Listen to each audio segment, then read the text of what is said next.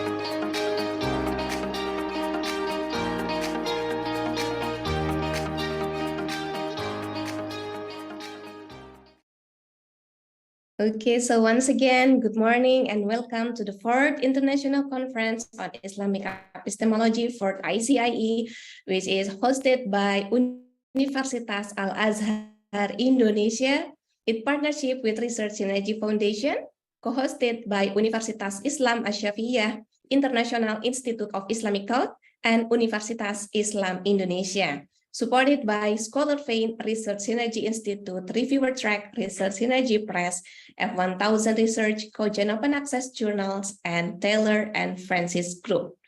The 4th International Conference on Islamic Epistemology, or 4th ICIE, is a series of events for the 23rd anniversary or Milad of the Universitas al-Azhar Indonesia on 10 August 2023. So happy Milad for Universitas Al-Azhar Indonesia. May Allah Subhanahu wa Ta'ala give the blessing and success to the university. So this virtual conference held from yesterday, 7 August, until today, 8 August 2023, with the theme, Maqasid Syariah as a Fundamental Principle in Islamic Thought and its Relevance in Islamic Civilizations. So 4th ICIE is an international conference devoted to various spectrum of Islamic epistemology. We are welcoming all participants in the 4th ICIE coming from various countries and background to have discussion and networking on the conference. Next, for the 4th ICIE is also supported by the keynote speakers, invited speakers, session chairs, and scientific reviewers from various higher education institutions around the globe. So we welcome once again to all the strategic partners and also the member of the global research ecosystems to the 4th ICIE. So we also welcome all the participants, scholars, researchers, and practitioners from various countries such as Indonesia, Nigeria, Canada, the Philippines, Pakistan, India, Maldives, Qatar, Malaysia, Iraq, Sierra Leone, United Kingdom, Nepal, Egypt, United States of America, Algeria, Morocco, Iran, Bangladesh, Bhutan, Haiti, Vietnam, and many more. So we believe that at the 4th ICIE, you will get a lot of insight through the knowledge obtained from the interdisciplinary field of study, and this will lead to fruitful collaborations and research opportunities. We assure also that the discussion in this fourth ICIC that will be a lively and interesting one. So therefore, we will provide all the participants and attendees to discuss further about the research presented in this fourth ICIE in the global research ecosystem community platforms. So in this platform also, you can connect, interact, comment, discuss, and even find an opportunity to collaborate with other scholars in your research field worldwide. So to join this Research Synergy Foundation community platform, simply scan the QR code shown at the screen or sign up using your Gmail or Facebook account on link globalresearchecosystem.com. Next, regarding the material of the conference, the abstract book, the conference program, and also the virtual background can be accessed at link.ly/4ICIE/materials.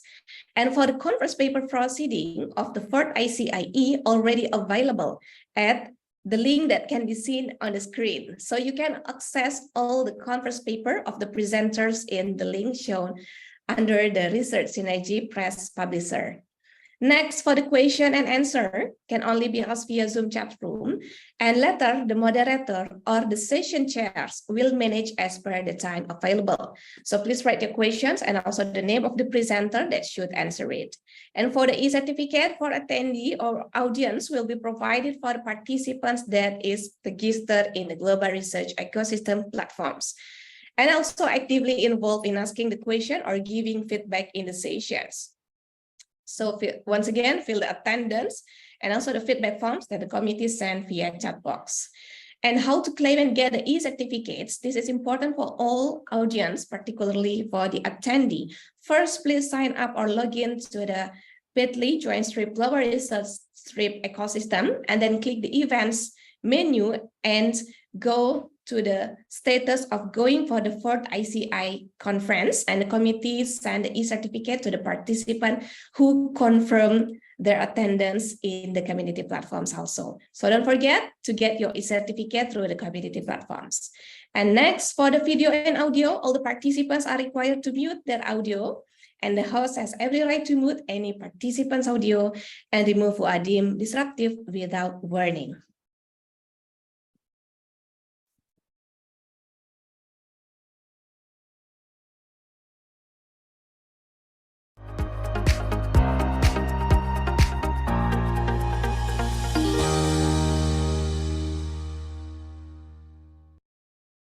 So moving on for the next agenda, we would like to invite Insinyur Ade Suryanti MMIPU as the Vice Rector II of Universitas al-azhar Indonesia to give the welcome remark in the second day of the 4th ICIE. So before that, allow me to read her profile first. Insinyur Ade Suryanti MMIPU is the Vice Rector II in Resources and Coordinations of Universitas al-azhar Indonesia.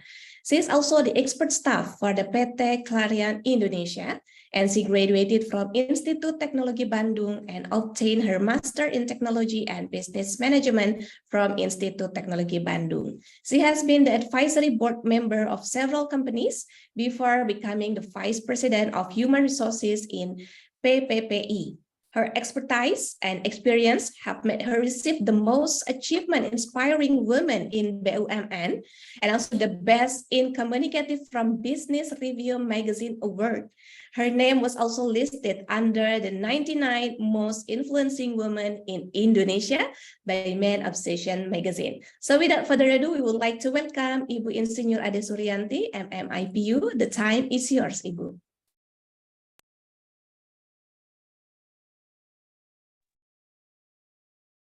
Can unmute first, Ibu. Thank you very much, Ibu Santi. Bismillahirrahmanirrahim. Assalamualaikum warahmatullahi wabarakatuh. Good morning, honorable speakers, especially the Honorable Professor Dr. Yasser Audah, the President of the Masjid Institute Global, and he is also founder of Masjid Institute International Toronto.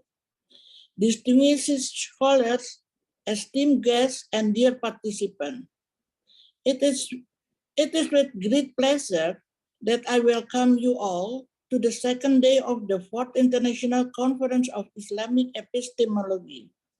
Yesterday, we embark on a journey of knowledge and enlightenment as we explore various faiths of Islamic epistemology.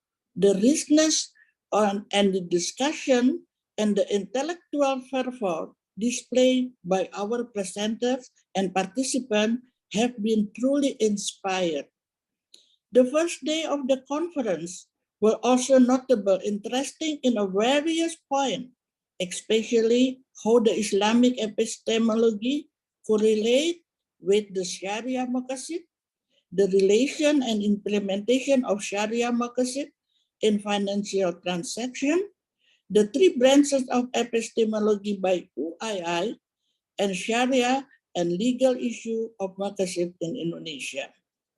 Today, we continue our pursuit of understanding and wisdom, delving ever deeper into the profound realm of Islamic epistemology. We have an exciting lineup of presentation and discussion that promise to challenge our thinking and broaden our horizon. Throughout this conference, we are reminded of the timeless relevance of Islamic knowledge and the enduring quest for truth. As we explore the intersection of faith and reason, tradition and modernity, we are called upon to critically engage with Islamic thought and its potential to offer solution to the challenges faced by humanity. Each presentation today will contribute to the ever-expanding tapestry of Islamic epistemology, offering unique perspective and insight. The diversity of voice and ideas represented here highlight the inclusive nature of knowledge in Islam, encouraging a global dialogue that transcends geographical boundaries. I urge all participants to actively engage in this discussion, share your thoughts, and embrace the spirit of open inquiry.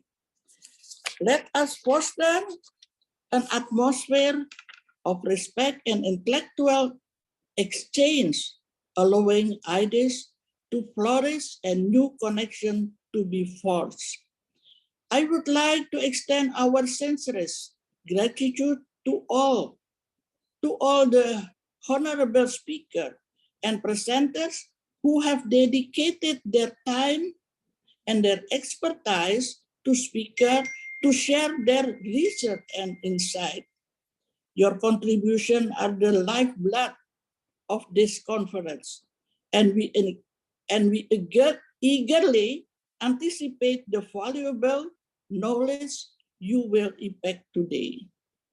I also extend heartfelt appreciation to our distinguished guests, partner university, and research foundation Synergy for their unwavering support in making this conference a resounding success. Finally, I encourage everyone to continue building connection and forging collaboration beyond the confines of the conference. Together, we can nurture a vibrant community of scholars and practitioners commitment to advancing Islamic epistemology for the betterment of humanity. With that, let us embrace the spirit of curiosity and discovery as we embark on the second day of the 4th International Conference on Islamic Epistemology. May our deliberation be guided by wisdom and guided by the light of knowledge. Once again, I welcome you all and I wish you a fruitful and inspiring day ahead. Thank you very much. Wabillahi taufiq wa hidayah. Wassalamualaikum warahmatullahi wabarakatuh.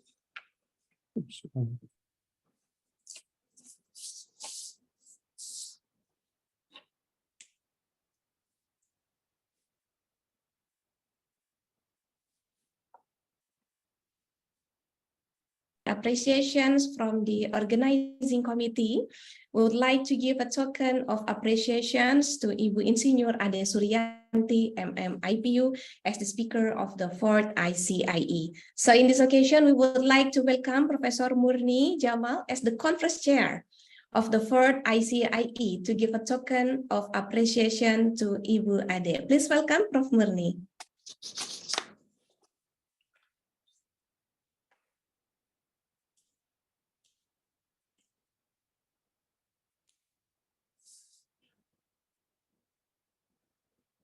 Assalamualaikum. Waalaikumsalam. Okay, so right, it's a very inspiring welcoming remark given by Ibu Ade Suryanti. We are proud of your welcoming remarks. It's a very important thing to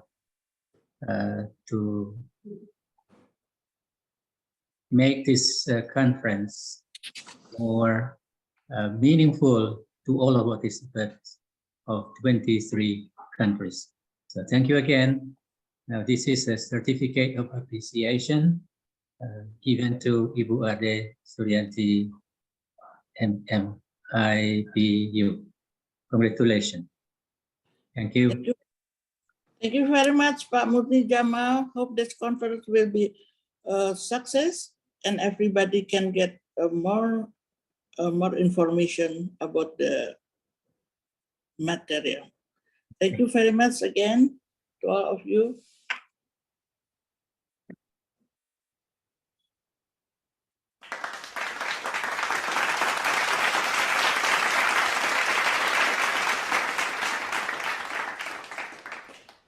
Thank you so much once again, Professor Murni, and also Ibu Ade. Thank you.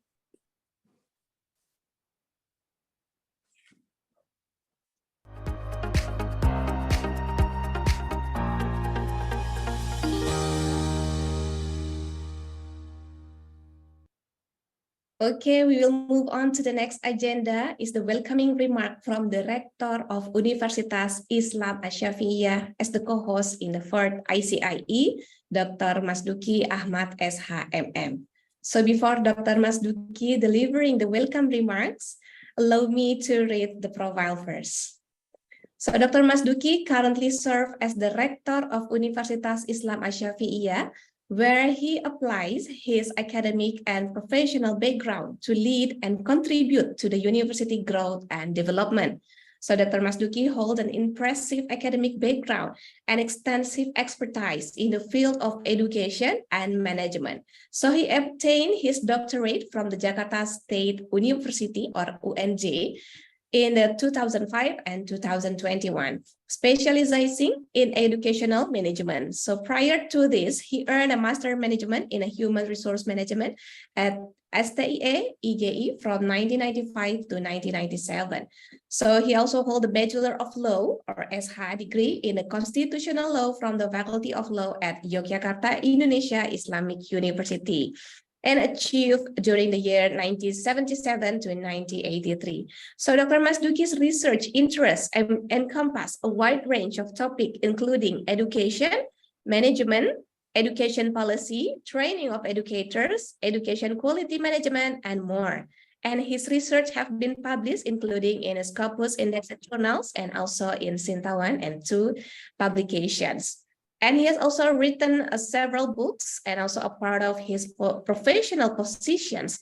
He also holds the position of Vice President in the Asosiasi Perguruan Tinggi Swasta Indonesia, or APTISI, and the board member of Forum Rektor Indonesia.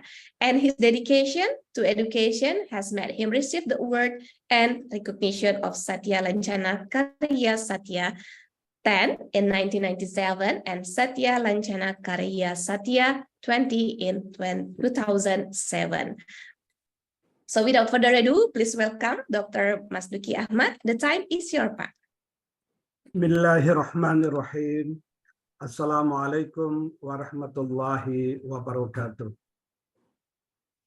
Alhamdulillah wa kafa wassalatu wassalamu ala Sayyidina Muhammadil Mustafa وعلى آله وأصحابه أهل الصدق والوفاء رب اشرح لي صدري ويسر لي أمري واحلل عقدة من لساني يفقهوا قولي.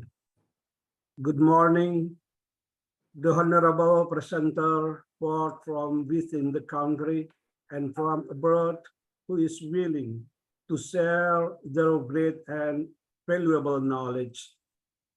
The Honorable Vice Rector to University al-azhar Indonesia, Insinyur Ade Suryanti MM Ipu, the Honorable Rector of Al-Azhar Indonesia University, Professor Dr. Asep Saifuddin MSc, the Honorable Dr.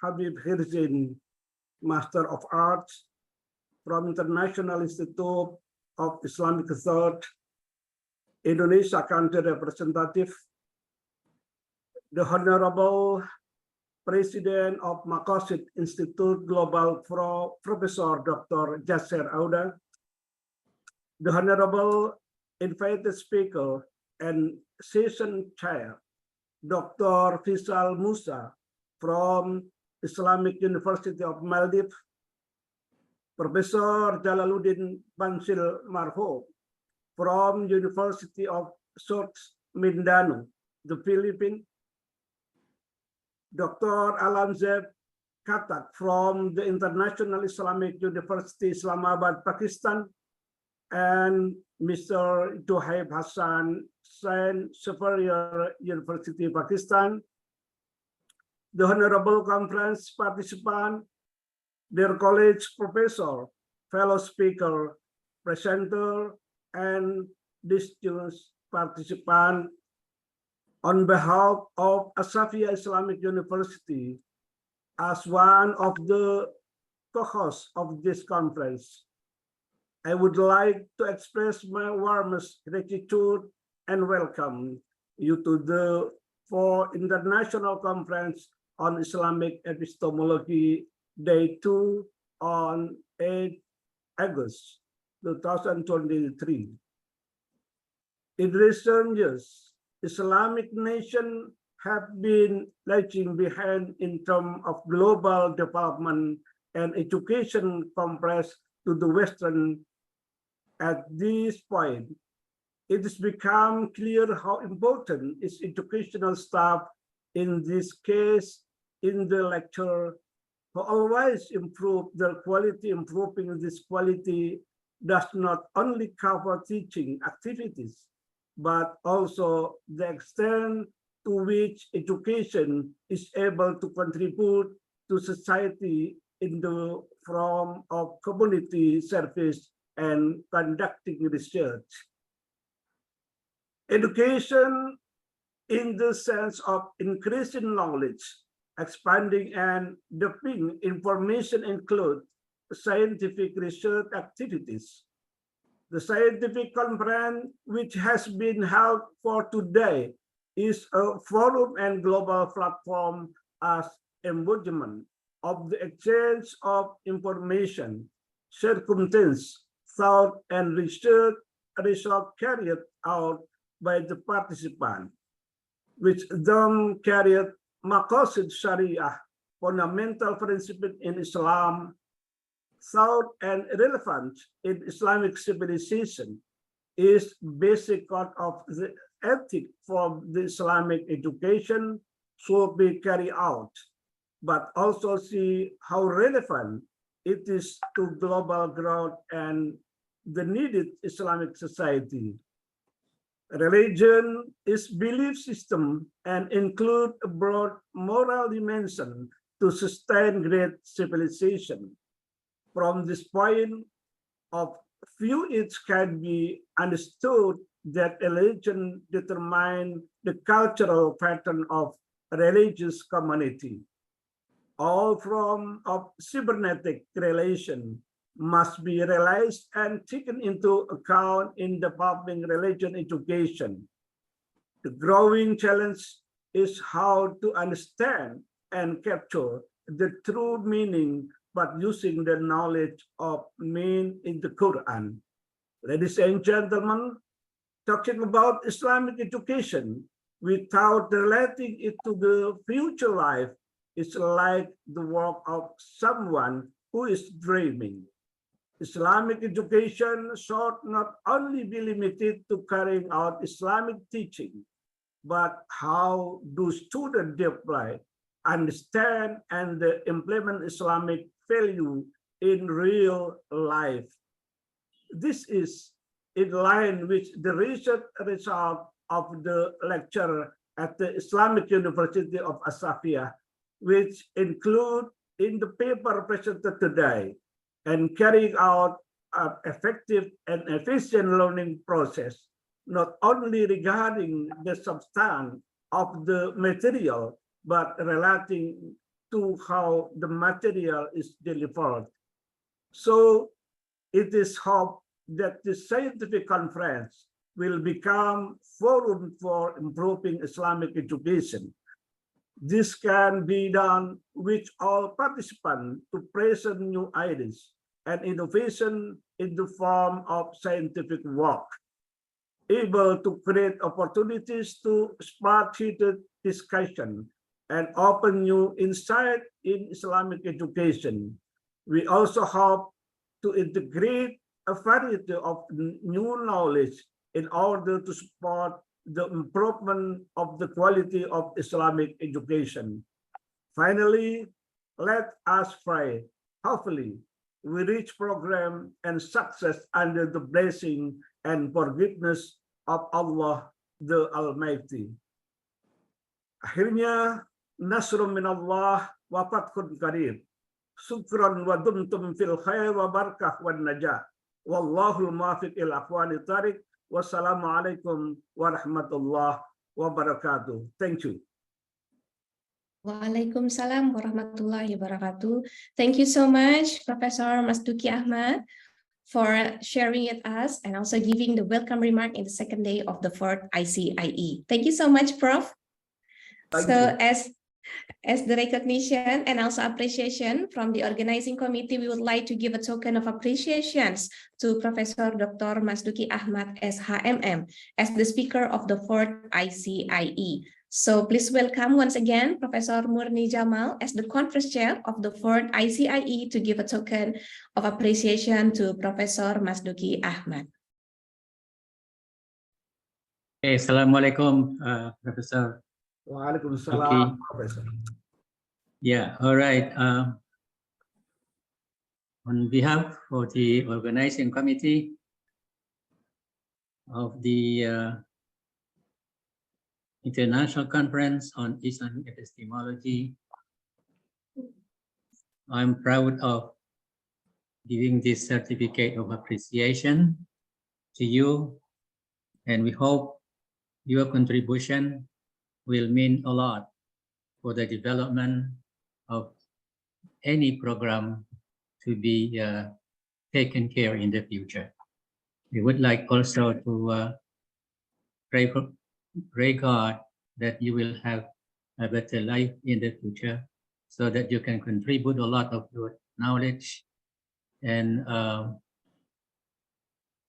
capability to develop the quality of young generation of Indonesian people. Thank you. Here we are, certificate of appreciation, Professor Dr. Masduki Ahmad SHMM. Congratulations. Thank you, Professor Murni Jamal. Thank you. Thank you. Assalamualaikum warahmatullahi wabarakatuh. Waalaikumsalam warahmatullahi wabarakatuh.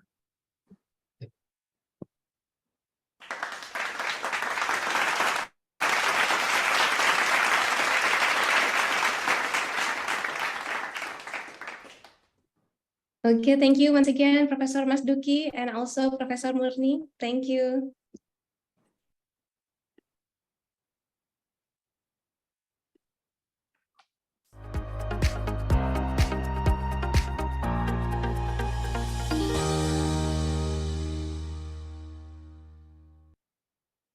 So Excellency, distinguished guests, delegates, ladies and gentlemen, so without further ado, we would like to move on to the next agenda that we are already waiting since the first day of the third ICIE, which is the keynote speaker sessions coming from the president of Makassar Institute Global, Professor Yasir Auda.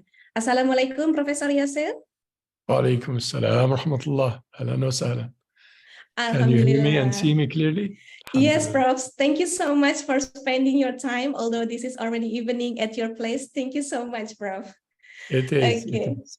The flip Okay. of day and night, but it's all right. It's Yes, good. exactly. Okay, Prof, before you delivering the keynote speech, allow me to read your profile first. Professor Yasir Auda is a scholar of Islam. His latest contribution is a new Makassar methodology that aims to bring about a restructuring of Islamic scholarship around a complex network of the higher objective, or Makassar of the Quran and prophetic tradition. And he is a Satibi Chair for Makassar Studies at the International Peace University in South Africa, a founding board member of the International Union for Muslim Scholars. And also he is an executive member of the Fiqh Council of North America, a member of the European Council for Fatwa and Research, and a chairman of the Canadian Fiqh Council. And he has a PhD in the philosophy of Islamic law from the University of Wales, United Kingdom, and a PhD in a system analysis from the University of Waterloo, Canada. Early in his life, he memorized the Quran and undertook traditional studies at the studies circles of al-azhar Mosque in Cairo, Egypt. So he has held professional positions at the University of Waterloo, Ryerson and Carleton in Canada, Alexandria University in Egypt, and also Faculty of Islamic Studies in Qatar, American University of Sharjah in UAE, and University of Brunei Darussalam in Brunei. And he continues to lecture on Islam and its law internationally and has written 25 books in Arabic and English, and some of which has been translated into 25 languages. So without further ado, please welcome Professor Yasir Auda to deliver the keynote speech about the Makassar methodology for reinventioning Islamic higher education. The time is yours, Professor Yasir. MashaAllah. Assalamu alaikum wa rahmatullahi wa barakatuh. For everybody, ahlan wa sahlan.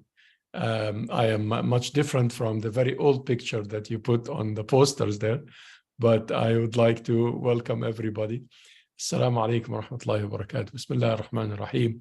Alhamdulillahi Rabbil Alameen.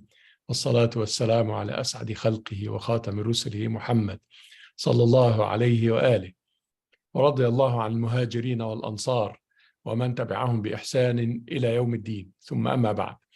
After the due welcome and respect and greetings for all my brothers and sisters and our ustad and our students, I would like to use the time to share some ideas with you that have to do with the very important topic that you chose, which is Islamic epistemology. If I may share a screen with you.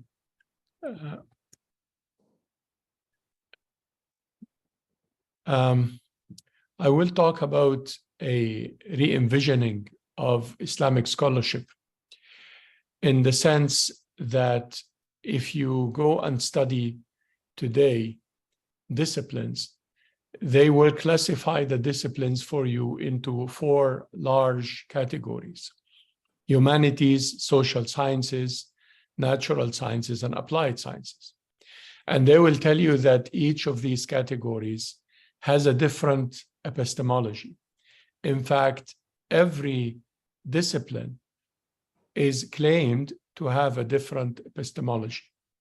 And then when you study Islam, you will study that in secular academia under theology or religious studies, and sometimes it's called Islamic studies, and it has its own epistemology.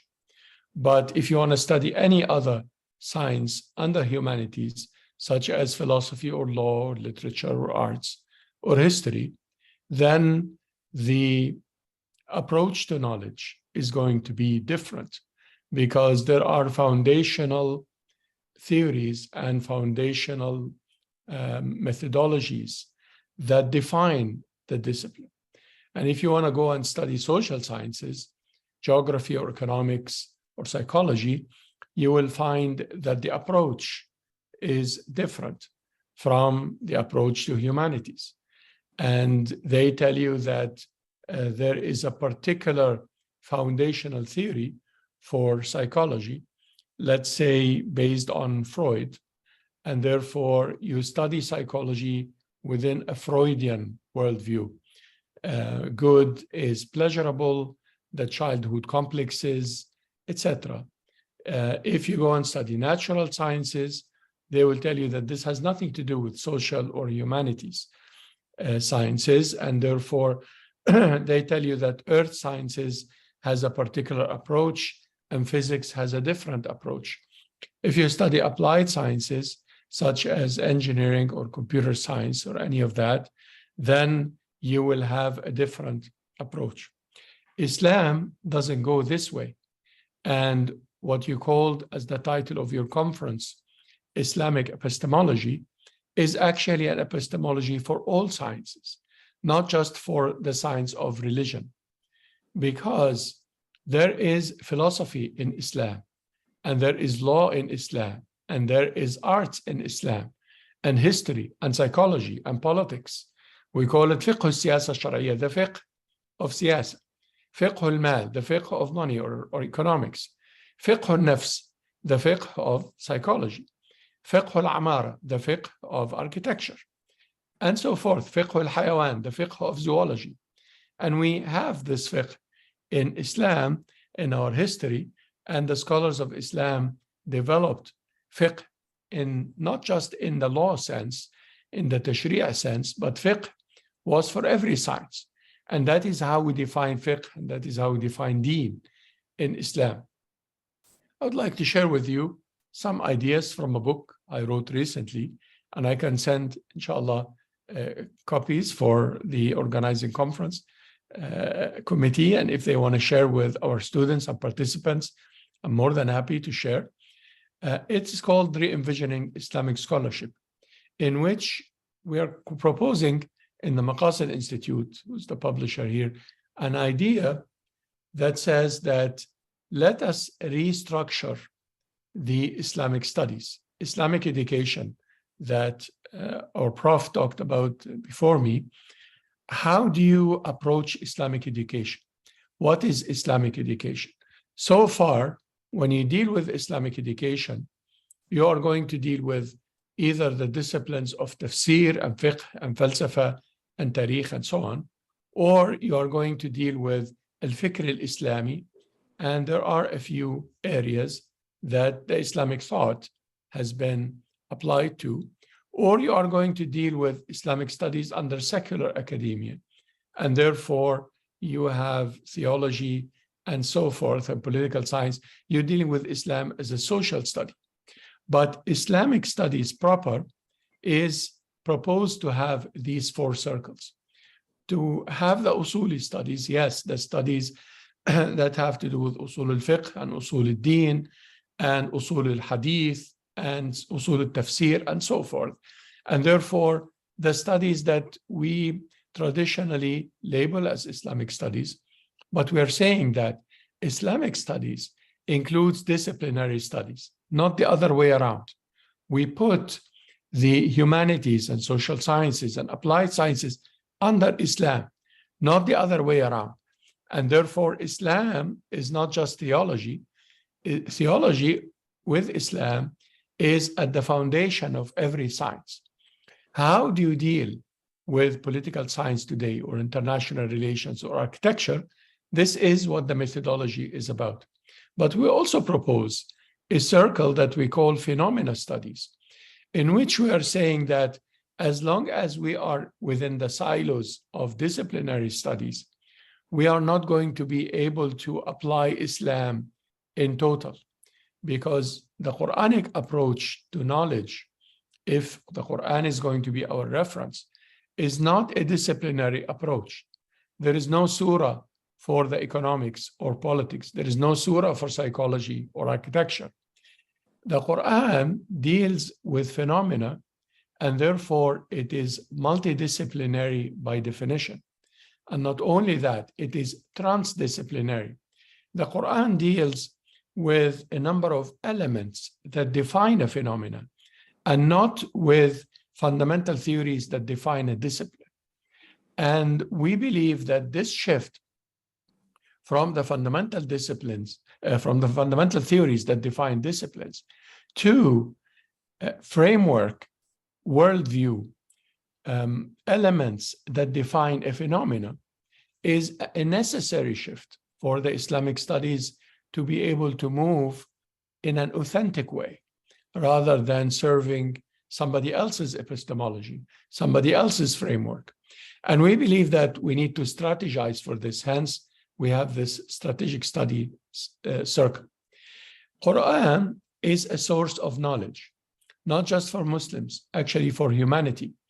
And what we propose to deal with the phenomena of disbelief, the phenomena of poverty, the phenomena of tyranny, the phenomena of corruption on earth. You see, and I'm choosing words that are different from the words we describe phenomena in today's secular academia. So it is not called the environmental crisis. It's actually called corruption on earth. And it is not called development and progress and growth. It is actually called the elimination of poverty and the fulfillment of basic needs. Islam defines economics differently. It doesn't really define it based on growth and GDP and progress. Although progress and GDP and so on is the work of governments, and it is important to do their politics. But the objectives in Islam, if you want to talk about the maqasid of Islam, is not the GDP, and is not the growth, and is not the progress. The objective in Islam is the fulfillment of human needs and the elimination of poverty and the justice in distribution. كَيْ لَا يَكُونَ دُولَةً بَيْنَ الْأَغْنِيَاءِ مِنْكُمْ.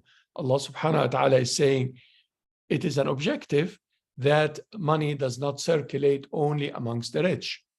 It is an objective for people to establish justice. لِيَقُومَ النَّاسُ بِالْقِسْطِ. That is the objective. That is the maqsid. And therefore, these maqasid have to reign over the maqasid of the science that we call economics. And the maqasid from humanity have to reign over the maqasid and the objectives of the science that we call psychology. And the maqasid of politics in Islam that has to do with the best interest of the people and the management and the shepherding. كلكم راع وكلكم مسؤول عن رعيته. Shepherding is what we call politics in Islam. And shepherding has principles that reign over the principles of political science as we studied in political theory. How can the Quran be a source of knowledge for humanity? We are proposing a methodology and a framework. Methodology is saying that we need to do research in order for Islamic studies to be re-envisioned, in order for Islam to be renewed. It's fiqh in the wider sense of fiqh, and not just fatwa. Fatwa is part of fiqh, but fiqh is not just fatwa and ahkam and usul fiqh and so forth. Fiqh is everything, every knowledge, every phenomenon. We have to start with a purpose. That is step number one in 5 steps that we propose that are not really mutually exclusive and are not necessarily ordered this way, but they are proposed as guidelines in order to generate fiqh that we could call Islamic studies. We should start by purpose, not problem definition, because if you start with a problem, you might misdefine the problem. A problem could be misdefined because you are defining the problem as patriarchy in the society. But from the Islamic point of view, some patriarchal responsibilities of man are legitimate, are Islamic, and some are not, are injustice. We don't define the society this way. You're defining the problem as lack of development, but you're not critiquing the development theory from which you are defining development. You are defining the problem as sexual orientation or sexual freedom or any of that. We don't define things like that in Islam. We define it as fahisha or zina. We have a definition for zina that includes the zina between people that they call sexual orientations. But we have a different definition of the relationship between men and women, and we call it marriage or zina. And if it is marriage, then the purpose of marriage, the maqsad, is al-mawadda wal-rahma wal-sakan, tranquility, love, mercy, building families, raising children, taking care of relatives. We have a different paradigm. And therefore, beware when you start your research with a problem definition so that you don't misdefine a problem. And therefore, your solutions have to come based on a purpose, not based on a misdefined problem. What makes us misdefine the problem is that we don't have a framework. We're not coming from the Islamic framework when we look at family, so we misdefine the problem. We don't come from the Islamic framework when we look at economics, and we misdefine the problem. We say that our problem is lack of economic freedom, and we don't critique economic freedom. Who said economic freedom? And for what purpose? And what is the theory of society and economy and wealth? What is the macroeconomics upon which the economic freedom is built? And is this an Islamic theory? The answer is no for all of these questions. And therefore, how do you propose a solution? Then you define a problem, but you have to start with a purpose. And the purpose is given from the revelation, from the Quran and the Sunnah of Muhammad sallallahu alaihi wasallam. Now, how do we do that? We go to the Quran and the Sunnah, and we do what's called cycles of reflection. You read the Quran, and I'm asking every scholar who is attending this conference, and we ask every scholar around the world to read the Quran. A Muslim scholar is not just a jurist, is not just a faqih. Yes, the faqih reads the Quran because they deal with family law, they deal with ibadat, salah, zakah, hajj, and umrah, and tahara. But if you're an architecture, you're going to read the Quran differently. And the faqih cannot read the Quran for architecture. The faqih doesn't understand architecture and doesn't know what architecture is. But as an architect, when you read the Quran, you will start to come up with a theory on how to design a building, how to design a city. In our history as Muslims, when we designed cities, we did not design them for efficiency. We designed cities by putting the mosque in the center of the city, and then the buildings, the residents around the mosque, and then the market outside the residence, and then the roads, and then the houses. Everything is built based on reflection upon the Quran and the Sunnah of the Prophet ﷺ, which gives us, for example, the idea of the centrality of a mosque in a city. It is not the centrality of the bank or the centrality of the mall or the centrality even of the companies or the factories or the fields. It is the centrality of the mosque. And the houses, when you design them, they have a particular philosophy for architecture.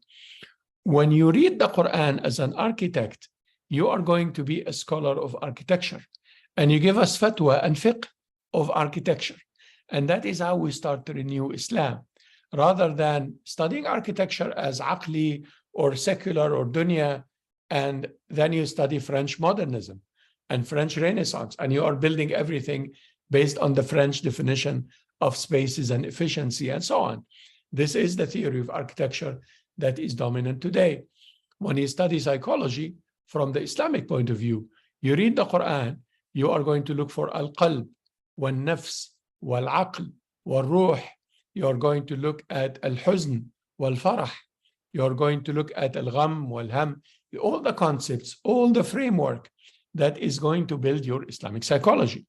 But if you study Islamic psychology as aqli or as dunya, and you go study from the good old English or American textbook, you are going to study the Darwinist worldview, or the Freudian worldview, or the cognitive science worldview, or Maslow's hierarchy of needs.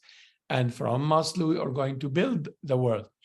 But if you read the Quran and Sunnah as a psychologist, you're going to have a different hierarchy of need, different from Maslow. Maslow is good, but he's not enough.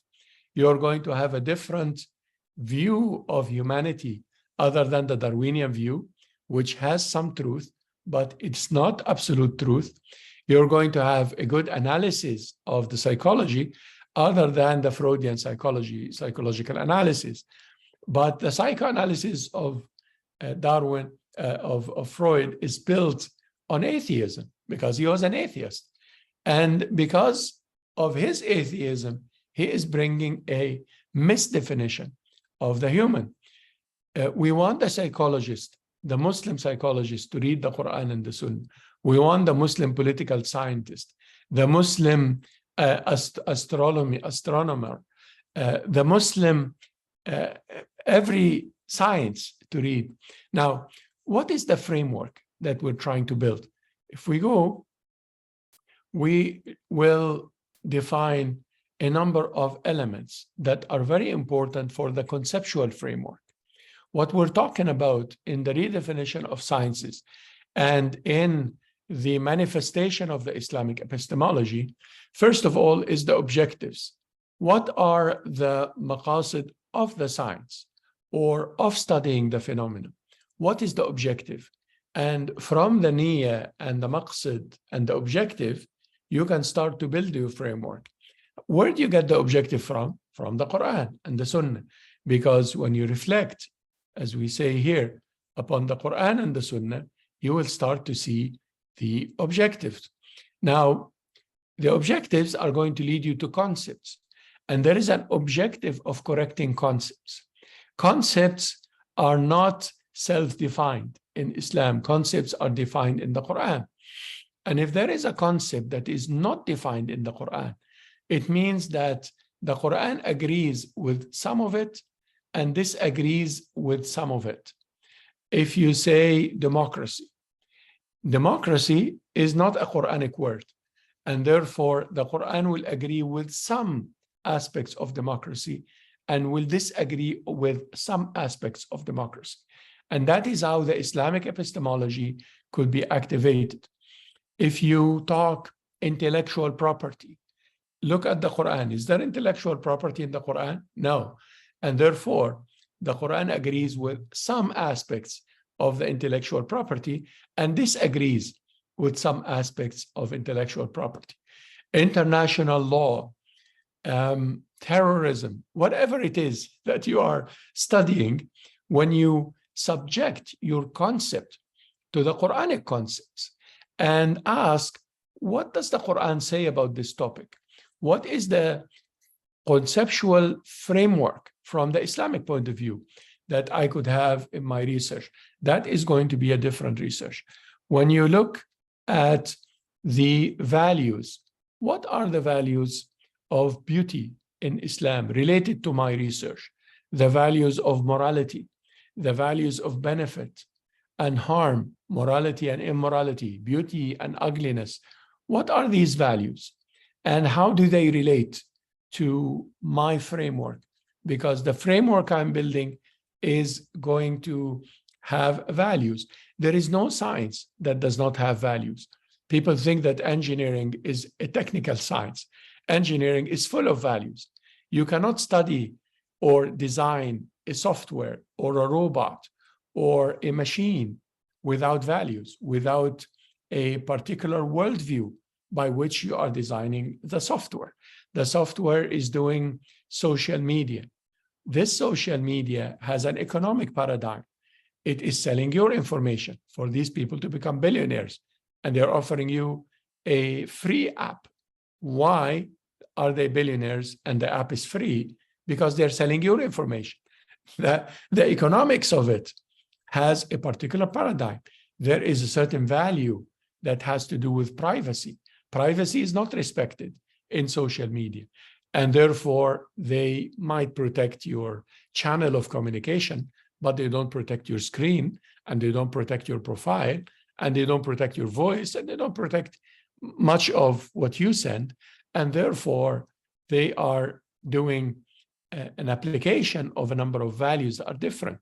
When you look at the commands in the Quran, the do's and the do nots, they do apply for fiqh, but not just the fiqh of the legal aspect of Islam, also the fiqh, as I mentioned, of architecture and psychology, the fiqh of elevating poverty or dealing with global warming or corruption on earth, the fiqh of dealing with nature and animals and fishery and so forth. When you look at the universal laws or the Sunan Ilahiyya, and you read the Quran based on a Sunan Ilahiyya, you are going to do the level of meta laws, the meta kind of thinking about the universe. And Allah subhanahu wa ta'ala is explaining that the laws of change, the laws of victory and defeat, the laws of alternation of power and alternation of rise and fall of everything, the rise and fall of the market, the rise and fall of civilization, the rise and fall of health and wealth and so forth. Universal laws, as Sunan Ilahiyya, are very important, and they are part of your building of a conceptual framework. When you look at groups, they are defined based on concepts. Groups are not defined differently from concepts. Al-ilm gives you the definition of ulama, al-fiqh, al-fuqaha, al-islah, al-muslihun, al-ifsad, al-mufsidun. And groups are not self-defined in Islam. In secular academia, if you're not coming from the Islamic epistemology, groups are self-identified. People identify as something, and if the group they belong to approves them, they become a member of these groups. People self-identify even as male and female. They could be male, but they identify as a female, or they identify as a wolf or a dog, as we have in liberal or neoliberal societies now. As I live in the West, and speaking to you from Toronto, Canada, people could identify as anything here. They wake up the next morning and they identify as something. And you have to call them Mrs., even though they are a man. Or now they allow the kids at school to identify as a cat or as a dog. That is a major problem, because in Islam, we don't do that. In Islam, we identify the groups based on the reality of the groups. Allah created us in male and female. Therefore, we cannot just simply change the identity. The identity is a creation.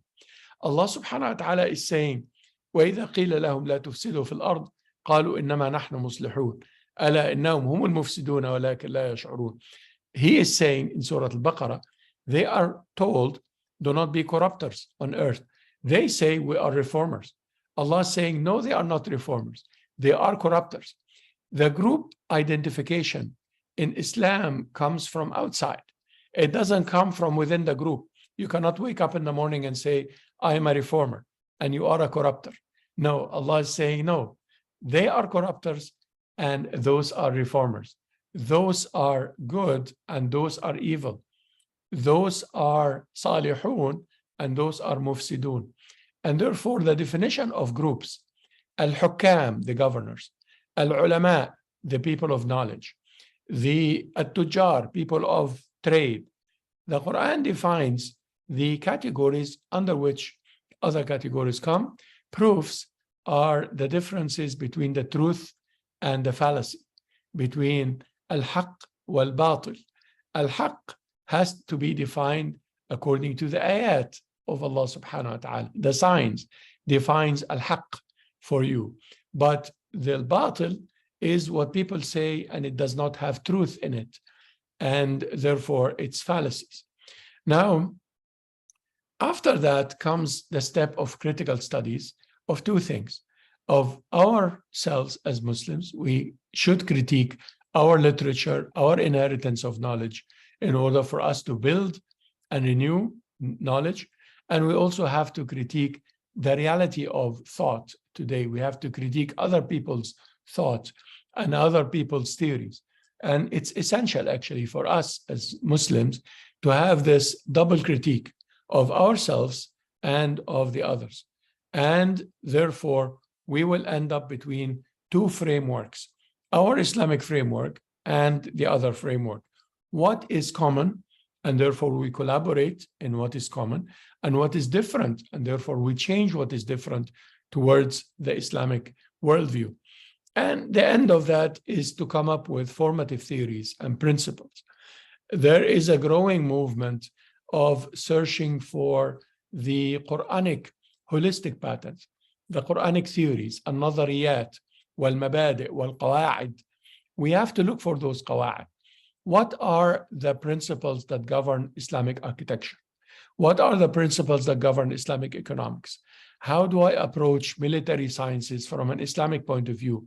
What are the theories that govern the military sciences, and so forth? And therefore, I am able to come up with those theories and principles. It's very important that we connect and that we look for the objectives, because the connectivity and objectives are going to be our guiding logic for the logic of the Quran. The Quran is highly connected and is connecting us to everything in the world, in the universe. And the Quran is not fragmented and should not be read in a fragmented way. كما أنزلنا على المقتسمين الذين جعلوا القرآن عضين. Allah is saying that we punished the fragmenters, those who divided the Quran into organs. Do not divide the Quran into ayah, half an ayah, surah. Read the whole Quran and try to connect and try to question your science. That is Islamic epistemology. That is how you can approach knowledge from an Islamic point of view. And the connectivity has to be with the question of why, with the question of the maqasid. That is how the maqasid of Islam, maqasid al-Sharia is a category that is under that, and the maqasid of the Quran, maqasid al-Sharia is part of that too. That is how the maqasid of the Book of Allah and the Sunnah of His Messenger could renew our Islamic thought, our Islamic fiqh understanding, and therefore that is how we can renew our Islamic scholarship. I wanted to give you these remarks from the book. I can send you the book in Arabic or English if you want to read that in more details. I wrote like 400 pages on that, but I wanted to give a very quick framework for us to think about the Islamic epistemology. I greet you for choosing this topic and your concern about Islamic education. It is essential that we look at Islamic education in a critical way and we develop Islamic education for our time. Jazakumullah khair once again for inviting me. Makasih, barakallahu feekum. Assalamu alaikum wa rahmatullah. Waalaikumsalam warahmatullahi wabarakatuh. Alhamdulillah. Thank you so much, Prof. Yasser. Actually, hearing your speech is really comprehensive. Sometimes we as a Muslim also not aware that all the things that we want to know is actually already in the Quran. Sometimes we forget about it. So thank you so much for bringing back again about those essential, the fundamental things that we as a Muslim also should hold on. Okay, Prof. Yasser, actually we have several questions, Prof, in the Zoom chat box. Please, so let me read the question for you. Okay, so just hold a minute. Okay, we have the question is coming from Dr. Mamdu Budiman. So this is from the Islamic and Arabic Studies in the University of Muhammadiyah Semarang, Central Java. Okay, Prof, the question is, there are three questions. So the first one is regarding the why has the epistemologies of Islamic and science studies not grounded and spread into the concept of scientific thoughts? So is this the reality of many researchers, students have not been integrated? So that's the first question, Prof. We have a history of separating Islam from sciences since the time of the colonization. You see, the colonization worked on our culture and our knowledge as Muslims and created our Islamic way of approaching Islam. They created a secular way of approaching Islam. And therefore now when you study Islam, You go to an Islamic university and you study tafsir and hadith. You study the usul of Islam only, but you don't apply the usul to the sciences. And if you want to study any of the secular sciences or the dunya, what we call the dunya sciences, you go study them in universities. That is part of the inheritance of the colonization. And that inheritance has an economic side because they destroyed our awqaf, and the awqaf were taking care of knowledge. And therefore, when we don't have the awqaf that sponsor Islamic universities go by the donors or the government's plans or any of that. And that's different from the paradigm of the awqaf and the Islamic universities. And when we do the renewal, we have to go to our roots, to our way of sponsoring Islamic universities through the awqaf and through the charity, and therefore making them free from the businesses and the markets. Yes, education is allowing you to work in the reality, but education in Islam should not be based on the market. It should be based on knowledge. And when you are knowledgeable, you are going to be useful for the market, and you are going to be a good doctor or a good engineer. But there is a difference between that and designing the university based on the market. And that is one of the problems as well, that we are not spreading the concepts of Islamic epistemology into the scientific thought. Okay, thank you, Prof. And the next question is, what is the methodology in epistemology of matching verse or analyzing verses? When you read the Quran, first of all, there are two different levels. The level, whether you know Arabic, you know the language of the Quran. Arabic is not the language of the Arabs. Arabic is the language of the Quran. So if you know the language of the Quran, that is a different level from reading a translation. If you read the translation, you could still look for the concepts and the values and so on, but through somebody else's interpretation or translation. But if you look at the Quran in its original language, you are going to start to see certain patterns, certain models. You are a military sciences guy, and therefore, when you read the Quran, look at war and peace. How is war conducted? And what is Allah subhanahu wa ta'ala saying about war? And the weapons of war and the circumstances of war. And therefore, as a military sciences person, you're going to read the Quran with that in mind. If you are an economist, you are going to read the Quran differently. You are going to look at wealth. What is money in the Quran? And what is tijara or trade? And what is riba? And what is wrong with riba? And why is riba? And so forth. So you're going to look in a different way.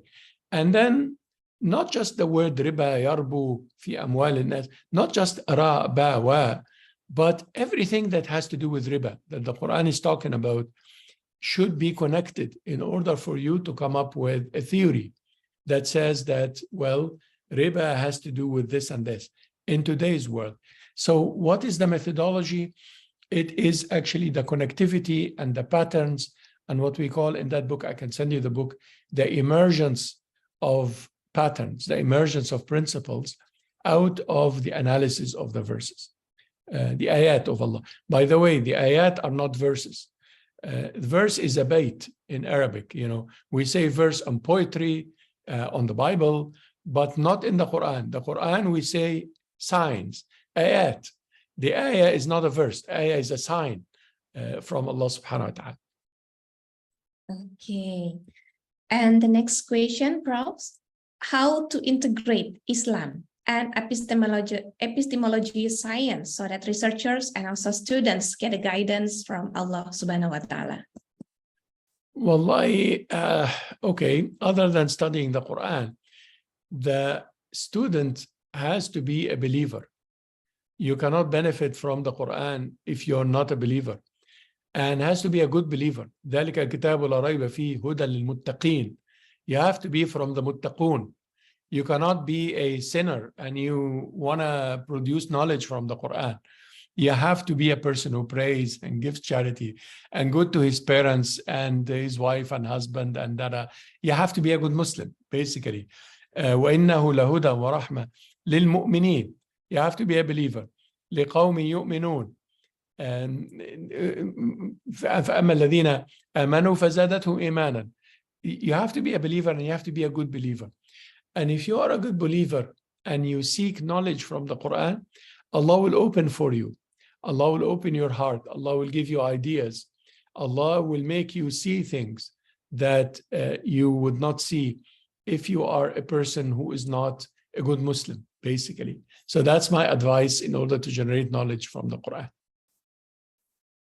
Okay, Prof.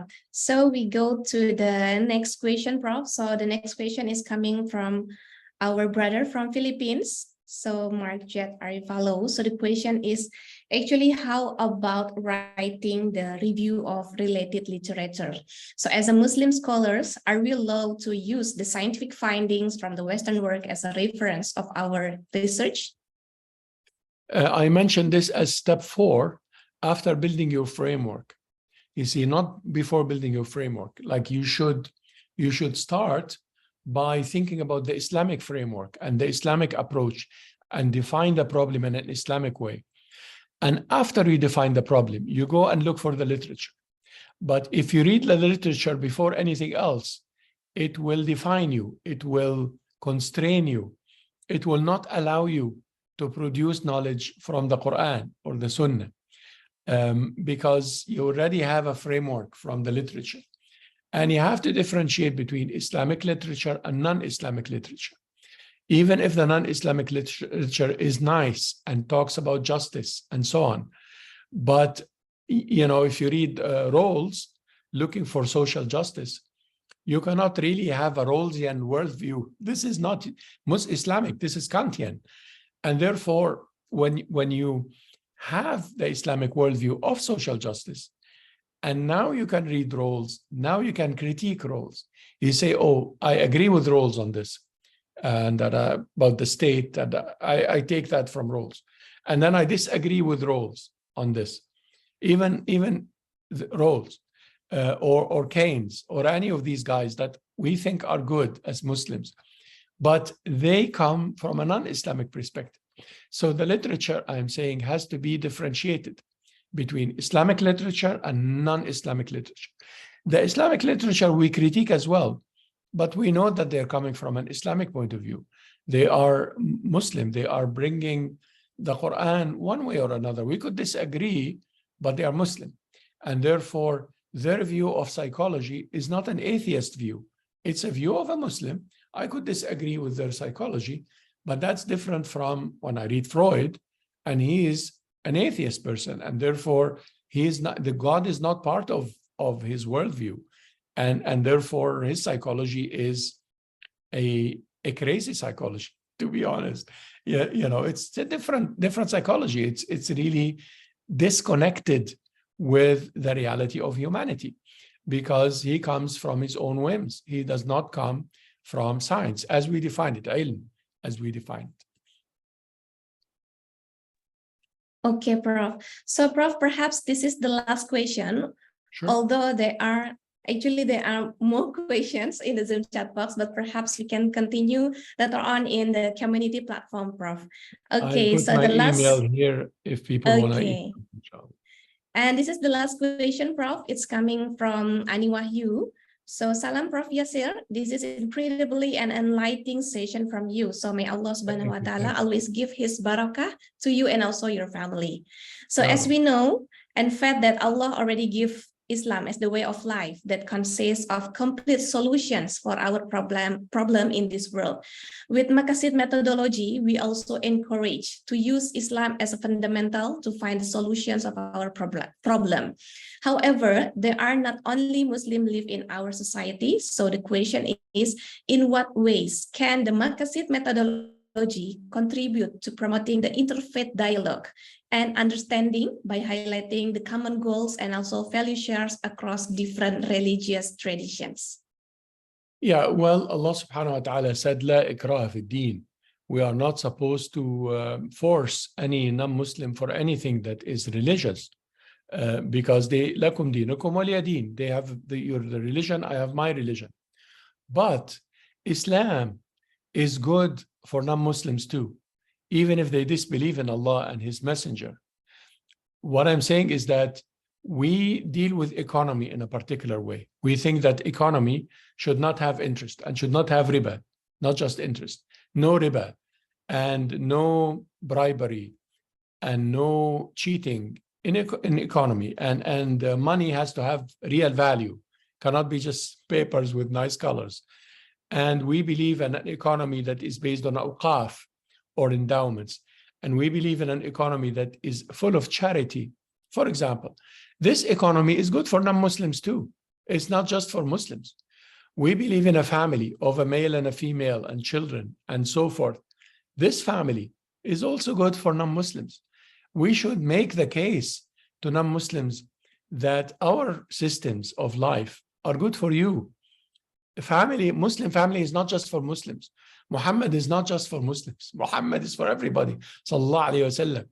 And what he brought in the Quran and his Sunnah is good for everybody. They do not want to believe, that is fine. We should not force them to believe. But we should also, through the interreligious dialogue, to make sure that we present Islam.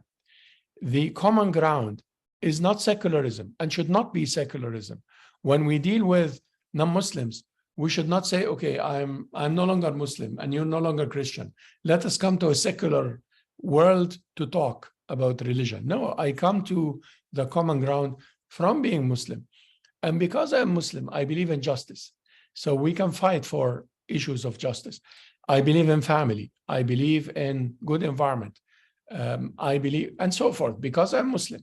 So make sure that the interfaith dialogue is not an atheist dialogue and is not this Abrahamic religion, business, politics. No. Lakum dinukum waliya din. Ibrahim was a Muslim. Ibrahim was not Christian or Jew. The Quran is saying that Ibrahim is not Christian or Jew. And therefore, we should not mix the religions like that, like some Arabs do that these days. And it's not right from the Aqidah point of view. You should not mix the religions. Come with Islam, and they are Christians or Jew or Buddhist or Hindu. And when you deal with them, you are going to bring what Islam is good for them, inshallah. Okay.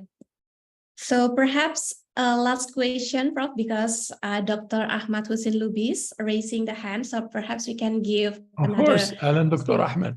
Yes. Okay, please welcome Dr. Ahmed. Can you open? Thank you very much. Yeah, assalamu alaikum warahmatullahi wabarakatuh. Welcome to Indonesia. Yeah, I was there just 2 weeks ago. MashaAllah. Yeah, I know this is almost midnight in Toronto. It's true. I just like to ask you two questions. The first one is, I know your background is information engineering. Yeah. Can you explain to us, maybe we got inspirations from your experience, how you moved into Islamic studies on your PhD, yeah, and then you develop all this. And then the second one, because it's al-azhar Islamic Foundation, dealing not just Islamic higher education, but also from the kindergarten until to the senior high school. And then, so we have a complete system in Islamic, the al-azhar boarding school, Islamic boarding school. So can you give us some kind of methodology how to develop curriculums to make it simple to understand the maqasid and epistemology from the simple approach, because it's really important for us. Yeah. Thank you very much. Barakallahu feekum, Doctor. MashaAllah. Yes, I did study engineering. I went to Cairo University. That is now 1983. Well, like now, that's what 40 years ago when I was a little engineer there. And I did study Islamic studies as well as a young man with engineering. I kind of had a schism, though. I had a, if you wish, intellectual academic schizophrenia between studying engineering and studying Islamic studies. So because I studied at that time fiqh al-Shafi'iyya and usul and memorized the Quran, etc. So when I sit with our sheikhs, I am in a different century and a different world and talks about different things. And when I studied growing up in Cairo University, then here are the American and English textbooks about management and about information and technology and this. So there was a schism that I thought I need to bridge. And I preferred to bridge it from the Islamic studies point of view. I went on, after I did a PhD actually in intelligent systems, I did a PhD in Islamic studies so that I can bridge the gap between the logic and the approach by which we study secular sciences, which is actually quite a developed approach if you think about it, but based on Western philosophy and Western Renaissance and so forth, versus the Islamic studies that stopped studying architecture and psychology and so on, stopped a few hundred years ago. And therefore, I thought I wanted to bring back the methodology by which we can study these sciences from an Islamic point of view. So it was basically that gap that I felt between secular sciences and Islamic sciences that made me suggest these methodologies and made me go back and focus on the Quran so that maybe I could come up with some ideas that could allow the restructuring of Islamic knowledge to include these sciences. Similar to the way they studied us. We were at the top of the world in terms of civilization, and they studied us and they borrowed everything from hospitals to universities to, washrooms to Europe in order for them to develop, because they copied from our civilization, but they reinterpreted our civilization in a way that benefited humanity. And we need to do the same today. We need to reinterpret the Western civilization that we all live in today in order for us to benefit humanity and contribute to humanity. In terms of designing curricula, I think it's very important that we centralize the Book of Allah in the curricula. And that would require that people who are designing the curricula is not just that the kids are going to study Quran and everything. It's not about that, but it's about the Quranic approach to the sciences they study. The mathematics or chemistry or social studies are not value free. And when you are a critical person and you look, what are the kids studying really in science? How do they study the human being? And what are the components of the human when they study science? What is the anatomy course teaching them? And so forth. So basically, again, it has to be a merge between the curricula that are developed in our civilization today and the Islamic approach that tries to restructure and rethink. So I'm just giving a high-level answer because really, when you design a curriculum, you're going to have a major committee and people working on curricula in a professional way. Allah bless you. And thanks for inviting me again. Thank you very much. Yeah. Okay, thank you so much once again, Prof. Yasir Auda, for sharing with us. And we really learned a lot, and also it's very inspiring yet comprehensive at the same times. Once again, thank you so much, Prof. Yasir Auda. Allah bless you. Allah bless you. MashaAllah, MashaAllah. It's almost midnight my time, yes, so exactly. I'm a person Prof, before sleeps early, wakes up early. Yes, near the tahajjud prayer. Okay, so Prof, before you leaving, so we want to give a special token of appreciation from the committee of the 4th ICIE. So in this occasion, we would like to welcome the Rector of Universitas Al-Azhar Indonesia, Professor Dr. Asep Saifuddin, MSc, to give a token of appreciation to Professor Yasir Auda as the keynote speaker in the 4th ICIE. Please welcome Professor Asep. MashaAllah. Thank you very much, Professor Yasir Auda. It was really enlightening for us it is. I believe that you have a very thoughtful idea, and you have shared already with the participant. I am very thankful. Thank you very much, Professor Allah, Auda. I would like Allah. to see you sometimes. Could Inshallah be soon. in Toronto or Indonesia. Please let us know if you are coming to Indonesia. Thank you very Inshallah. much again. I'm sorry I am in the car now. I was in Bogor, going Allah to bless. Al-Azhar University now. Thank you very much. ما شاء Excellent الله. topic. بارك الله فيكم. Excellent. بارك الله فيكم دكتور. فرصة طيبة. جزاكم الله خير. ما شاء الله. ما شاء الله. بارك الله فيكم. Thank you. Jazakallah khair, Professor جزاك Yasser, and الله also خير. thank you, Professor Asep. Thank you so much. Thank الله you. bless. جزاكم الله خيرا. بارك الله فيكم.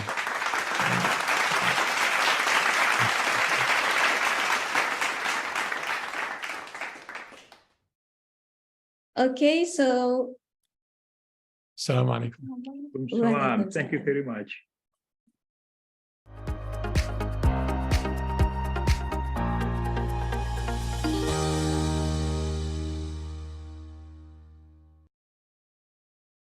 So Alhamdulillah, after hearing the very inspirational keynote speaker sessions, before we continue to the next agenda, we would like to inform for all online participants to kindly have the e-group virtual conference photo sessions. So in this occasion, we would like to ask the participants to kindly turn on the Zoom video or the camera in your device. And then the committee also will help in capturing the screen. Okay. Okay, so currently we have 4 windows right now. Okay, let us see. Okay, so for the first window, please hold the smile, everyone. 1, 2, 3, smile. Okay, great. So we go to the second window, still hold the smile. 1, 2, 3, smile.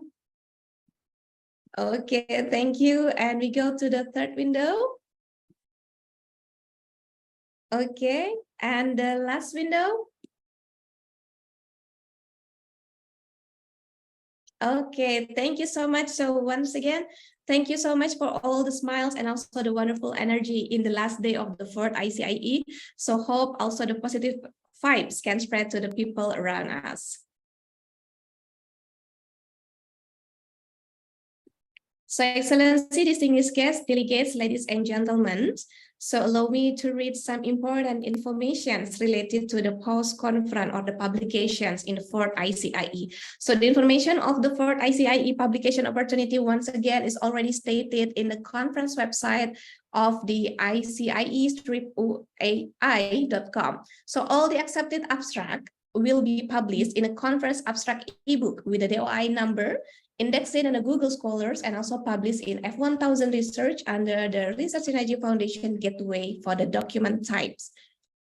Next, for the all accepted conference paper already published in a conference proceeding with ISSN, DOI number, indexed in Google Scholars, and submitted to the OAG onwards. So the link also that the committee also can send in the Zoom chat box. So once again, please pay attention to the timeline and also the process that author must do in order to complete the post-conference process and get the international journal recommendations. So at last on day +14 or 22 August 23.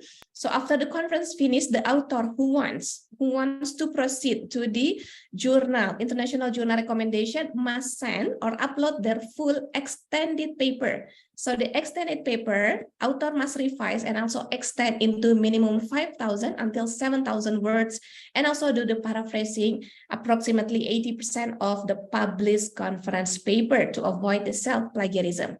So once again, please pay attention to the timeline day +14, because later on the extended paper will undergo the second round of scientific review process to determine your journal recommendation for the publications. And all the eligible extended paper have the opportunity to be published in a reputable international journal indexed by Scopus, the OAG, Copernicus, Google Scholars, Dimension, and with the terms and conditions applied selected by the scientific editorial and reviewer committee. So furthermore, The committee of 4th ICIE is committed also to give the added value for all the conference participants by providing the forum for discussion in the global research ecosystem community platforms. So by joining these community platforms, you will gain a lot of benefits. You can also interact, connect, and do research collaborations ahead. So please visit globalresearchecosystem.com. And also, as the continuation of the 4th ICIE, we would like also to invite all the audience delegates from the university organizations, associations to have extended collaboration with the Universitas al-azhar Indonesia. So for more information, you may visit the official website of Universitas al-azhar Indonesia at the link kui.uai.ac.id. So we welcome all the organization also to have the extended collaboration with the host of Universitas al-azhar Indonesia.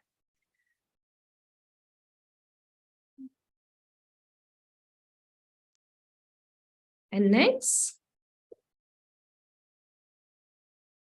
Okay, Excellency, distinguished guests, delegates, ladies and gentlemen, moving on to the academic online presentation session. So today we will have 2 sessions of the presentation session, which will led by the session chair. So Alhamdulillah, the session chair already come for the first session. We have Dr. Faisal Musa from the Islamic University of Maldives.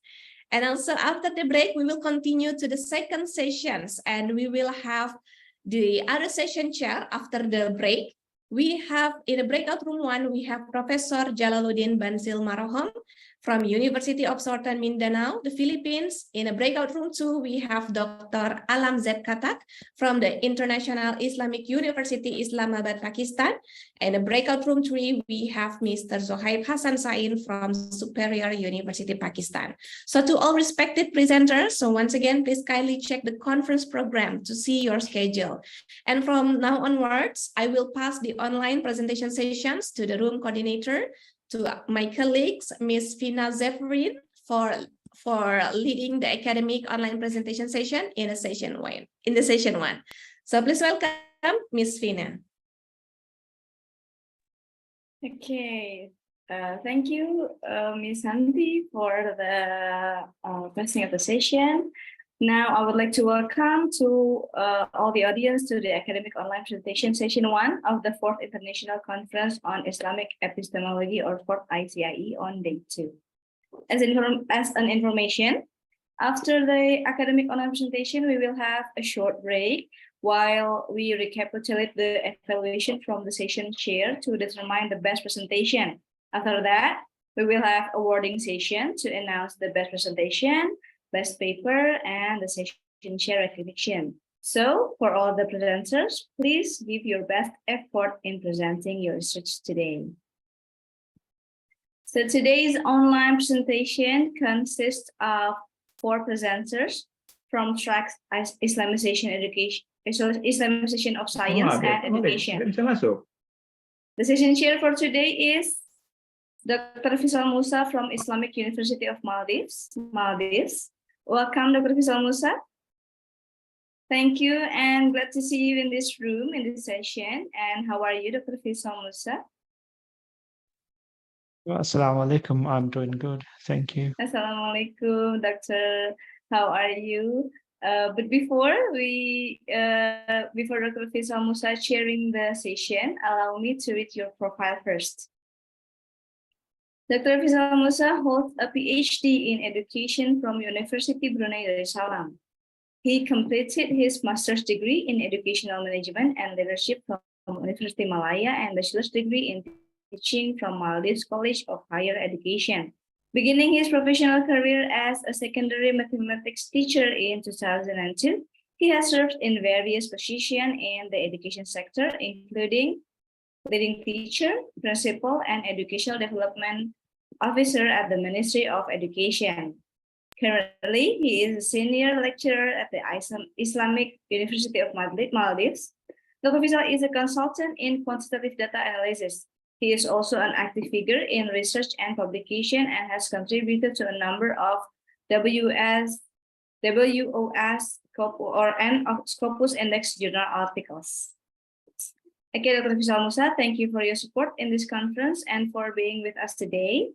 From now onwards, I will pass the session to be led by you. Now the time is yours to chair the session. Please welcome Dr. Faisal Musa. Thank you very much.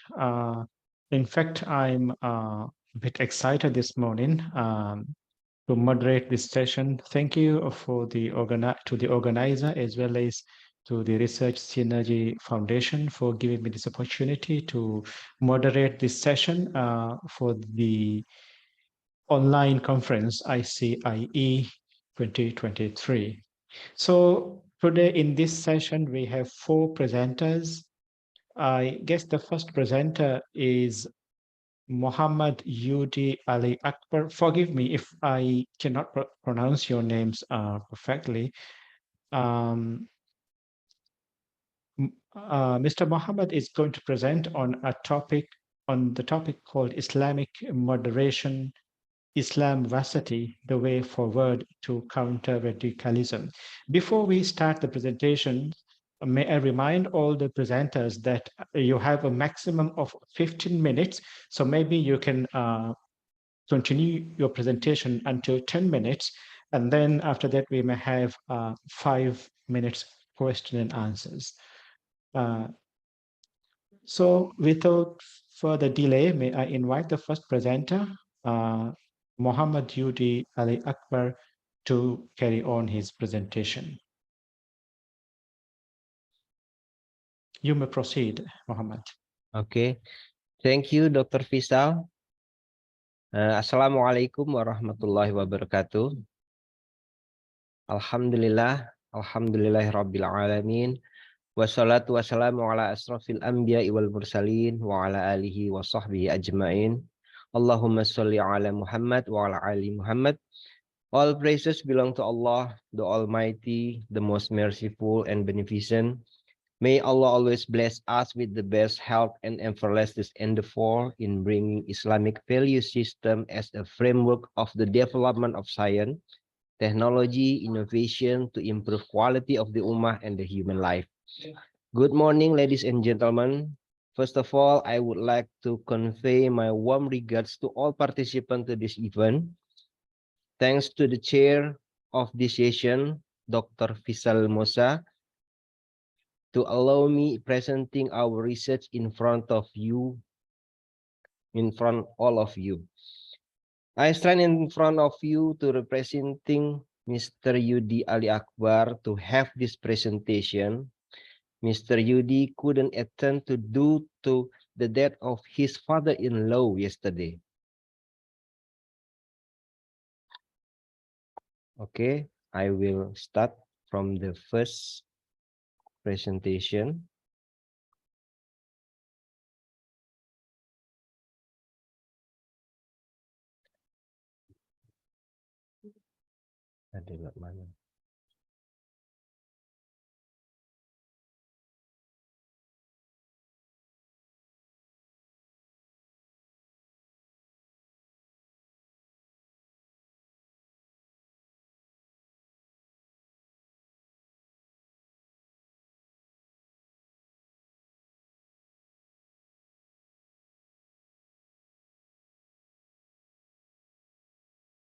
Okay, this is the first slide.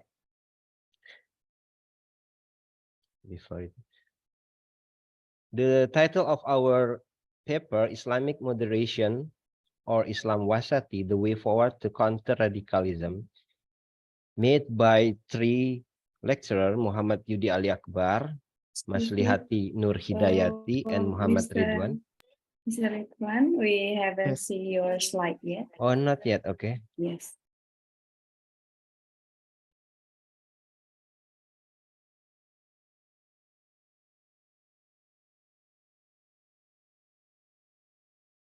Okay. Yeah, it's good now. You can put it in the slideshow mode. Okay. Okay.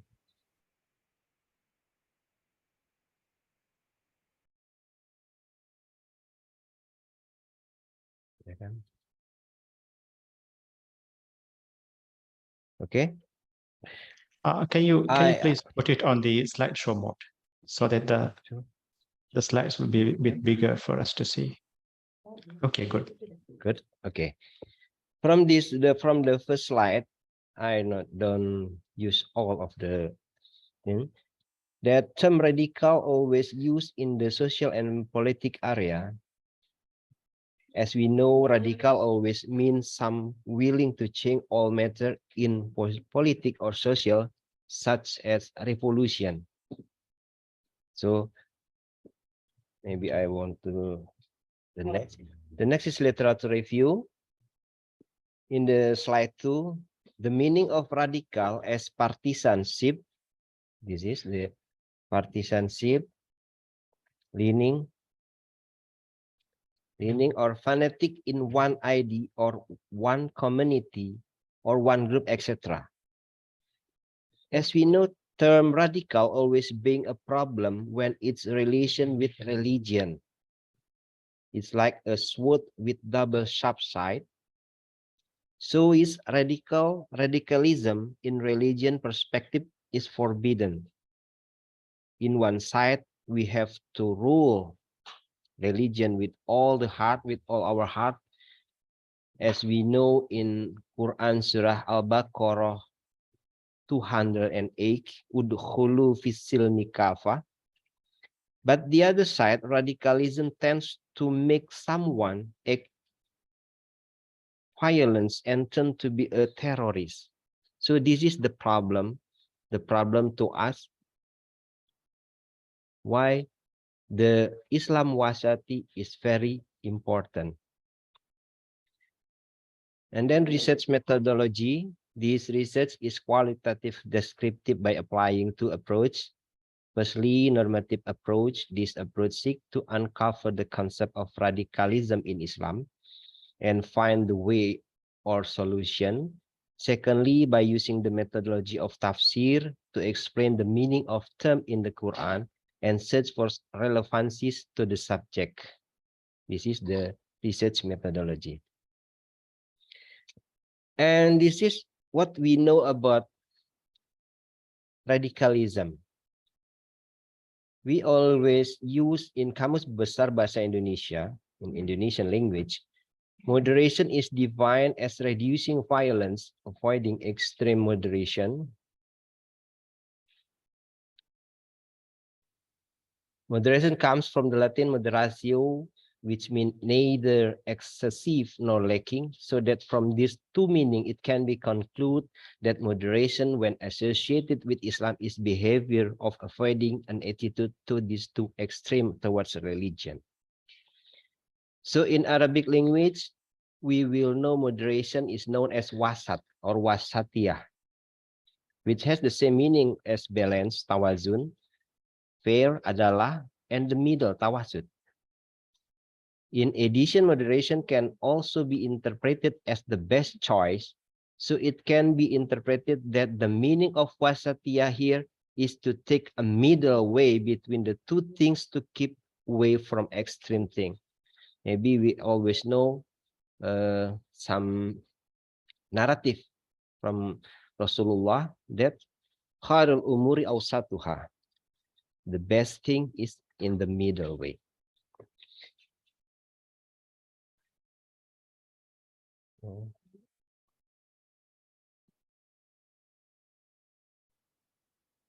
This is the principle of moderation in Islam. Islam actually has very qualified principle of moderation, namely justice, adalah, balance, tawazun, and tolerance, tasamu. These concepts are part of the ideology of Ahlus Sunnah wal Jamaah. We know in Indonesia as Wajah. As Sunni Islamic thoughts actually originates from the struggle of thoughts that have been formulated by Imam Al-Hasan Ash'ari and Abu Mansur Al-Maturidi in the field of faith, and following one scholar of four, Hanafi, Maliki, Shafi'i, and Hambali, in the field of Sharia and the field of Sufism, following Al-Ghazali and Al-Junaid al-Baghdadi. Muslim must not be trapped in a narrow understanding and stuck with a model of understanding that makes Muslim not develop, even tends to go wild, then goes beyond the limits. Muslim must be messenger of mercy to this world with cool and peaceful face by understanding the Sharia framework in implementing it. Nah, this is the three principles of moderation. The first one is adalah or justice, is an impartial attitude, siding with the truth or not being arbitrary towards something. And tawazun, balance, has the meaning of giving something its due without adding and subtracting, and balance cannot be achieved without discipline. And last, tasamu or tolerance is tolerance or an attitude to respect and respect for others, but toward fellow Muslim or non-Muslim. And last, we have the characteristic of Islamic moderation. This is, we conclude that there are several traits and characteristics of moderation in Islam. First, understanding reality. There is a saying that in living this life, nothing is permanent or does not change except to change itself. Likewise, human and creatures that are endowed by God with the potential to continue to develop. The consequence is that human will continue to experience change and development. Second, understanding priority jurisprudence. Another characteristic of moderate Islamic teaching in this important of the setting priorities in charity. The Quran explicitly states that the priority in carrying out religious practice must be known and practiced by every Muslim. Third, avoid excessive fanaticism. As I said previously in the introduction. Okay. Hi, Muhammad. Hmm? Can you please try to wrap up in about Okay. 1 minute? Okay, 1 minute again. The fourth is prioritizing the principle of ease in a religion. This is in Al-Baqarah 185. Allah states that Allah intends ease for you, not hardship for you. So we can see too in the An-Nisa 28 and Al-Hajj 78. Even the Prophet SAW said, indeed, this religion is easy. This is the conclusion, the last slide. We have known that different are mercy, a situation that must be addressed very without frontal attitude that will tarnish the value of goodness in this difference. With a wise attitude to dealing with difference, in essence, it has shown a high level or individual understanding of the substance of religious teaching that uphold peace. Wasatiyah can be interpreted as a balance between various problems in life, whose solution adapt to the condition of the existing problem, provided that they are in accordance with Islamic religious rule. Wasatiyah is also a middle way for existing problem, and in its application, it is not excessive and also not lacking. And last, with this Wasati Islamic view or religious moderation, at least the ideas that teach anarchist radicalism, which lead to a terrorism, can be eliminated or at least minimized. Showing the teaching of religious moderation in the world of education can counteract the development of radicalism notion. Plurality can be maintained, conduciveness can be implemented, and the unitary state of the Republic of Indonesia will not be divided. Thank you for the time. Thank you, Mr. Muhammad Ridwan, for presenting on behalf of Mr. Muhammad Yudi Ali Akbar. Dear audience, if you have any question, maybe I can given the shortage of time, maybe I can give chance for one question. I don't see any question in the chat box yet. Maybe if you have a question, you may switch on your microphone and come in to ask the question. We may take one question for now.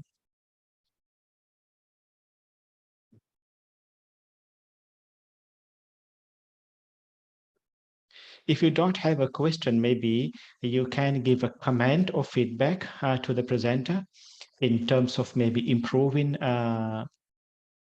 Yes, Dr. Amir, please go ahead. Before that, we have one questions that above Dr. Amir. We have from Mr. Didin Hari Saputra. We have one question. Oh, yes, I have a question in the chat from Didin Hadi Saputra. The question is how the principle of Vasati principles can be used in preventing radicalism in Islamic societies in Indonesia. Mr. Muhammad? Okay, thank you, Dr. Fisal. I think the Wasati, the movement of Islam Wasati is always, we hear, is always from the Arabic word. But in Indonesian, we know is moderation, Islam moderation. As I mentioned in my slide, in the last slide, that Islam Wasati can use, or we Indonesian people have to know what is the Islam Wasati. Islam Wasati, that we have to make our matter or our job, our do, or something else in the middle of something. We not have to offer violence that make us tense to the terrorism, but we have to make or to roll our religious as Islam kafah, like that, Mr. Fisal. Thank you so much, Mr. Muhammad Ridwan. As I gave a chance to Dr. Amir, I may take that question as well, but can you answer very briefly, because we've already run out of the time. The question is there any key difference between radical and moderate Islam? Can you answer it in very short? Radical is always do something in the one side overall, but moderate is always do something in the middle. That's right. Thank you. Thank you for being very Dr. brief. Fisal, I Yes. need some question, but maybe to explore our paper, and I will send my email address to all of you to discuss about this letter. Thank you. Thank you so much. As the organizer already informed, Okay. I think we still have the opportunity to carry on the discussion on the public platform.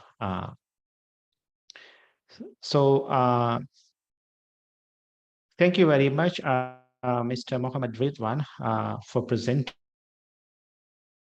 talking about on this very crucial issue of moderation and radicalism in Islam. In the interest of time, we may now proceed to the next presenter, who is Supriyanto Abdi, who is going to present on the topic epistemological openness and fluidity in progressive Muslim thought. May I remind the presenter that you have 10 minutes of presentation, and after that, depending on the time, we may take one or two questions. So without further delay, may I give the floor to the next presenter, Supriyanto Abdi. You can proceed. All right, thank you very much, Dr. Fisal Musa, the chair of the session. And good morning to distinguished participants and scholars who are joining the session today.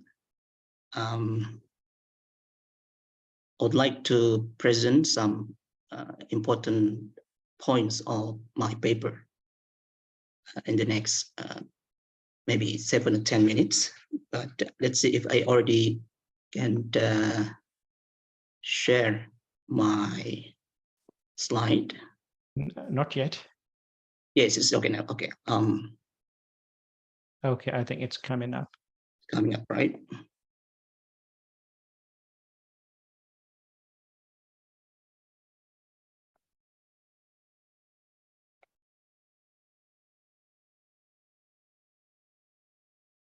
I guess we can share your screen, but not the presentation yet.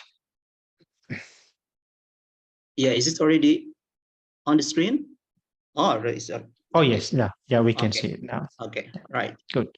Okay, so this is the title of my paper, Epistemological Openness and Fluidity in Progressive Muslim Thought.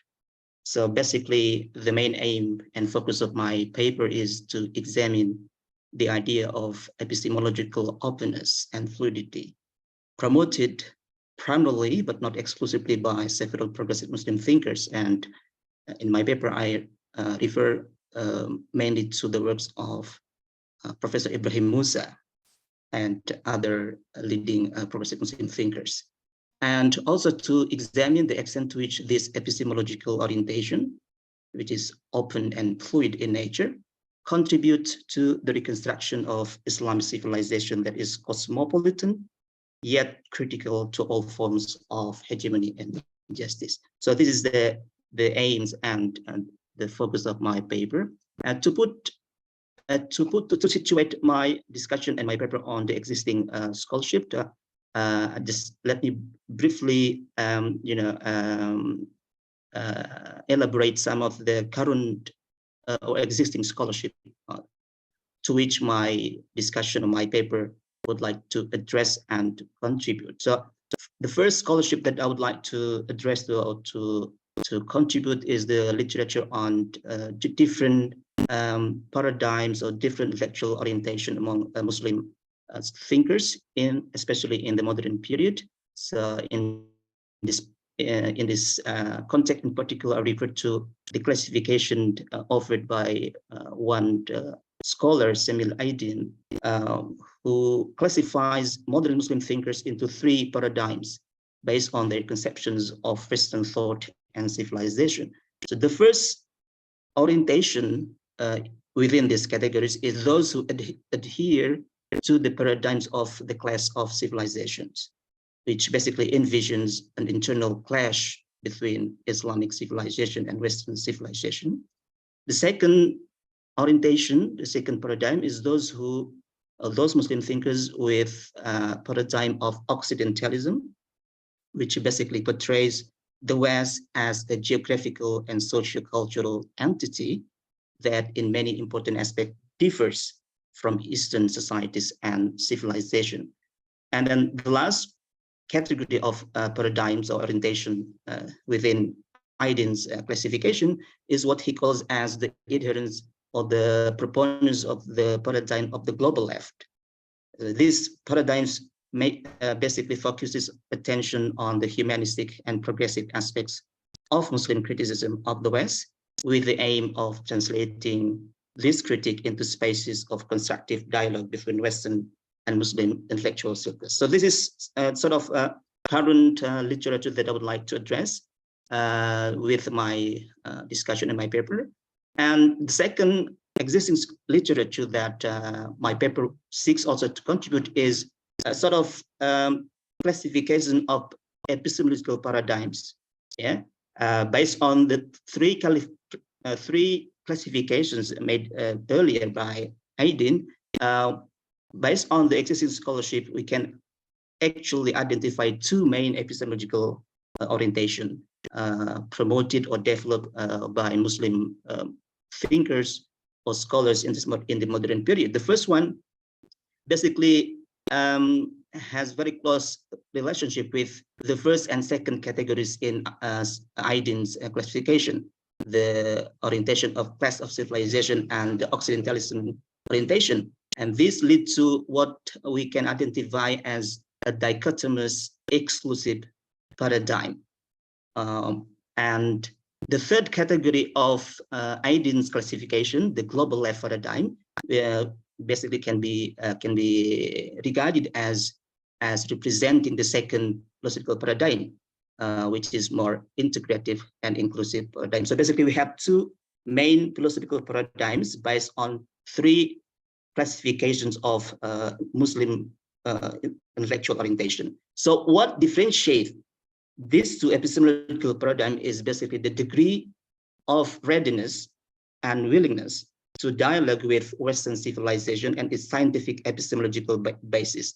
So the first paradigm, which is the dichotomous and exclusive paradigm, basically tends to close the door to egalitarian and dialogical relation between Islam and the West, while the latter, the second paradigm, shows the opposite tendency, opening up the widest possible space for a creative and critical dialogue with Western civilization and its scientific epistemological basis.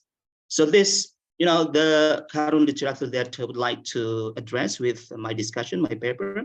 So let's move on to the main discussion. So let's start with identifying some of the main concerns of what we call as progressive Islam, the main focus of my paper. So there are three main concerns of progressive Muslim thinkers. Yeah, of course, different individual progressive Muslim thinker has a distinctive, themes or concern, but overall, we can identify three main themes or concern that many progressive Muslim thinkers, have. The first one is the hegemonic economic, political, social, and cultural power of the countries of the global North. So there's a very strong concern on this particular condition of hegemonic economic, political, social, cultural power of the global North. The second one is patriarchal, exclusive, and rigid interpretation of their own Islamic tradition. So now we have also a concern on their own, or our own Islamic tradition, which in their view seem to be patriarchal, exclusive, and colored by rigid interpretation. And they also have some concerns on what type of values underpinning or underlying the Enlightenment modernity, and different forms, radical forms of postmodern thought. So these are some of the main concerns of progressive Muslim thinkers.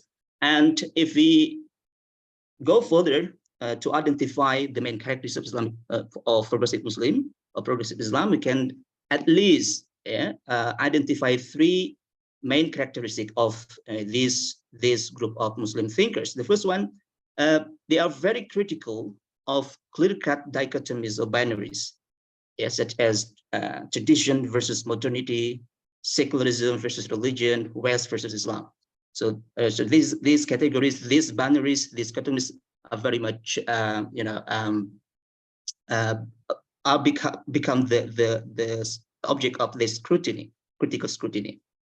The second characteristic of progressive Muslim is their multiple critic approach in looking at various problems and issues. So instead of using or looking at one particular side, for example, in terms of Islam and the West, what they do is actually deploy or adopt a multiple critic toward Islam and the West and any other ideas, systems, and institutions.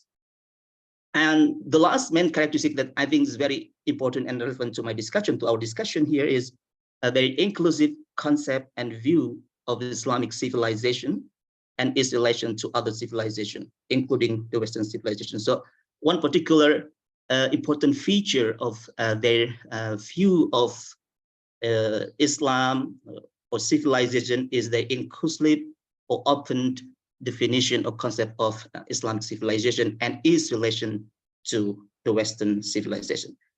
Okay, so now this is the main discussion of my paper, which is what exactly meant by Muslim or progressive Muslim thinkers by the epistemological openness and fluidity. So basically, this idea refers to the openness to or willingness to incorporate epistemological and methodological pluralism into conceptualization and attempts to reinterpret tradition or Torah. So I think we might hear some resonance and I think a connection with what has been elaborated by Sheikh Yasir Auda in the previous session, I think. And characterized by the spirit to critically and creatively incorporate social science-based contemporary humanity theories derived from modern episteme, for the purpose of engaging and reinterpreting Islamic traditions. Again, here we see the readiness, among these progressive Muslim thinkers to critically and creatively incorporate, sciences or knowledge or tradition from outside the Islamic tradition itself. Mr. Abdi, Yep. may I request to wrap up in 1 minute? All right. So just to add further what they think as their epistemological openness, it is important to emphasize, however, that their progressive and inclusive view of diverse civilization and epistemologies is consciously followed or balanced with critical attitude. So basically, even though they actively explore or learn from Western and other traditions, they also reject imperialistic tendencies in the production of knowledge. So this is sort of illustration of how they try to balance the tradition modernity continuum. So maintaining a balance of the continuum between tradition and modernity is one of principal concerns of these progressive Muslim thinkers. So for these progressive Muslim thinkers, Muslims must remain deeply rooted in tradition intellectually and culturally, and at the same time must also dare to dive into the modern world and benefit from the intellectual and cultural resources it offers. So just two last slides. So for progressive Muslim thinkers, the main challenge today for Muslims is no longer about choosing between Western and Islamic knowledge. What is more important today for them is to ensure that education is able to build a strong critical and creative attitude, combining indigenous knowledge and exogenous knowledge according to their contextual needs, while striving to contribute to the larger human community. So basically, the main orientation of progressive Muslim thinkers is thus to embrace and learn Western knowledge, but remain vigilant to avoid imitative and uncritical attitude. And for wrapping up and concluding my presentation, two main points can be highlighted here. Epistemological openness and fluidity, as promoted by progressive Muslim thinkers, basically departs from the realization that the intellectual heritage or turas and the world civilization today are basically the contribution of all human civilization. And second main conclusion is that epistemological openness and fluidity, which is accompanied by a willingness to dialogue critically with various traditions of thought, offers, this is my argument, is our argument, a more solid basis for the development and the construction of cosmopolitan Islamic civilization today, as a reflection of its universal and inclusive mission as rahmatan lil alamin, blessing for the whole universe. And with that, I end my presentation. So thank you very much. Thank you, Mr. Supriyanto Abdi, for enlightening us with this very important present issue of opening up our minds with regard to epistemological approaches that we may use in our production of knowledge. We will take one question for now. We have a question from Didin Hadi Sapotra. Forgive me if I cannot pronounce your name properly. The question is, what does openness and epistemological fluidity mean in the context of Islamic thought, and how can such openness, epistemological fluidity, contribute to renewal in the Islamic intellectual tradition in Indonesia? Can you try to address this very briefly? Thank you very much for the question. So basically, just to reiterate my explanation before, what is meant by the epistemological openness and fluidity as promoted by several progressive Muslim thinkers is a sort of a readiness or openness to engage with multiple or various kinds of methodologies and epistemologies, including from the Western knowledge and epistemologies.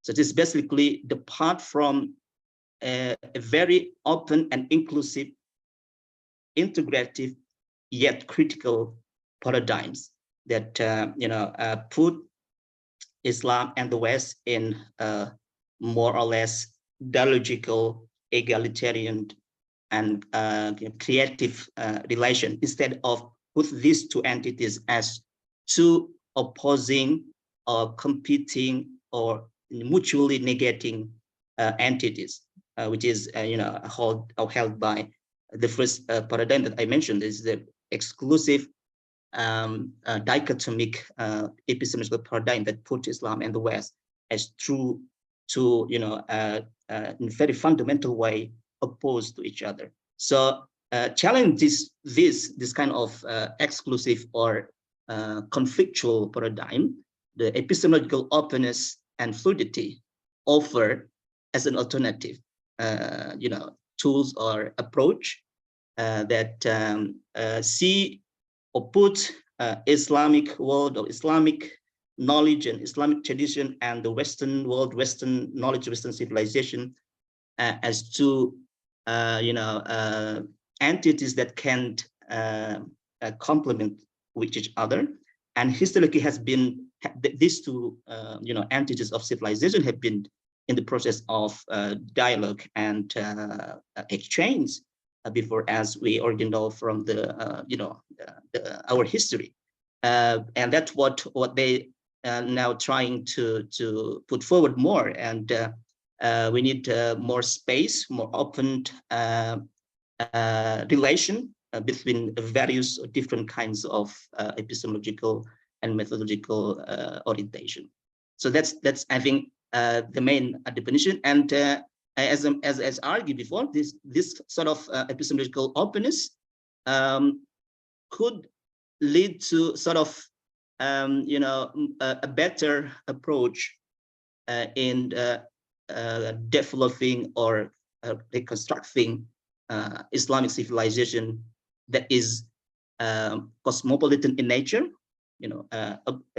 which is ready to absorb and dialogue with multiple other various tradition and knowledge, but yet with the critical imperative they have, this sort of paradigm also still critical to all forms of injustice or hegemony, including in terms of knowledge system.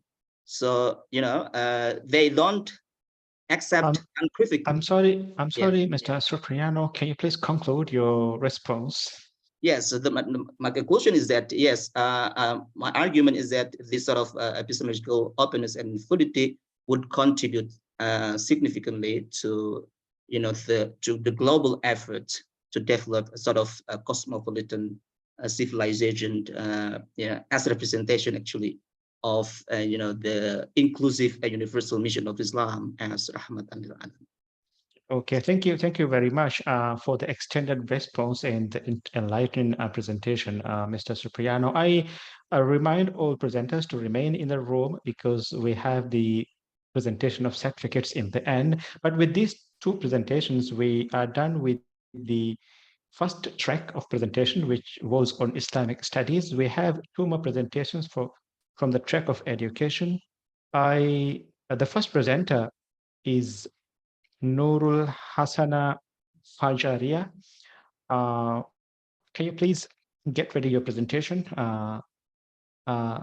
Nurul Hasania Fajaria is going to present on the topic, the development of English module for pharmacy using contextual approach. May I now call Nurul Hasana Fajaria to proceed with her presentation.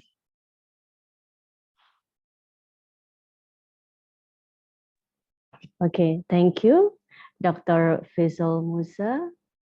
I wanna open my slide first. Is it clear? Wait. We are waiting to see. I think the screen is shared now, but yes, we can see the presenter. Can you put it on the slideshow mode? Wait a minute.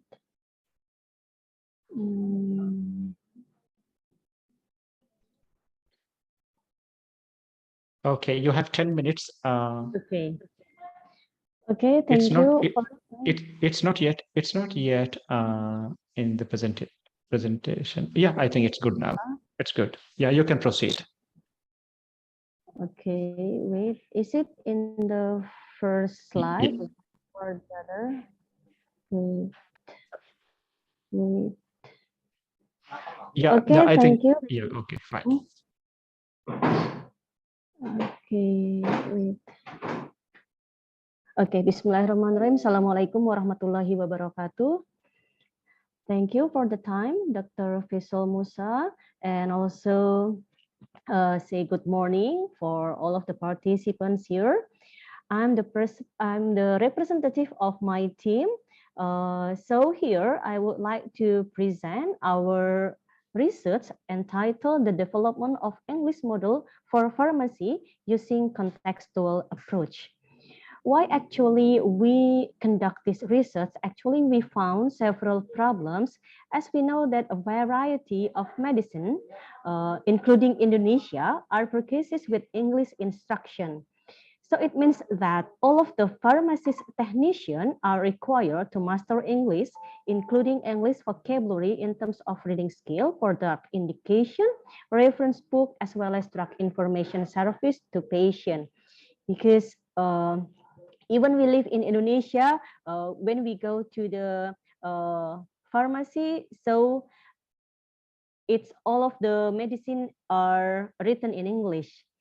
But the problems next is there was no module explaining English, especially for pharmacy. In short, that the diploma 3 pharmacy graduates need to write prescription in English and to speak with foreign patient regarding to provision of information. Because of the problems, so we propose a solution that is to take a contextual approach in the classroom. So the contextual approach actually is approach of teaching, but in here, the contextual approach is applied in the module. A contextual approach is a learning concept that is used to link the material being taught with the real world situation and can apply the knowledge in every day. So it means that we learn based on the context. If we are pharmacists, so we can play role, yeah, as a pharmacist. And while using the learning model, the learning module is one of the examples to facilitate the implementation of contextual approach in learning, because without any media in learning, so it will be difficult for a lecturer to transfer the information to the students. That's why we developed this module. So this is the research and development research, yeah. Research on the development of contextual English textbook show that the developed textbook product can create active learning situation and improve students' learning outcome, as well as their English performance in the classroom. And that's why the aim of this study is to analyze and describe the validity and practicality of developing a contextual-based integrated English for pharmacist module for students. And we have some literature review. The first is about research and development. Development research is a systematic approach to designing, creating, and assessing learning outcomes, process, and program that must adhere to internal consistency and effectiveness standard. And according to Shakur, Zainuddin, and Hassan, and also Marinda Sari et al., the purpose of the research and development is to conduct a research and to develop, and the last is to create a new product. It means that after we conduct this research, we will create a new product. And there are several numbers of developmental research. The first is 4D model, and then ADDIE model, and R2D2 model. And in this research, we applied ADDIE, that is analysis, design, development, implementation, and evaluation model. It is an approach that emphasizes an analysis of how each component that is own interact with one another in coordination according to the existing phases. So here is the phases of ADDI model. Wait. Okay, based on the Cahyadi 2019.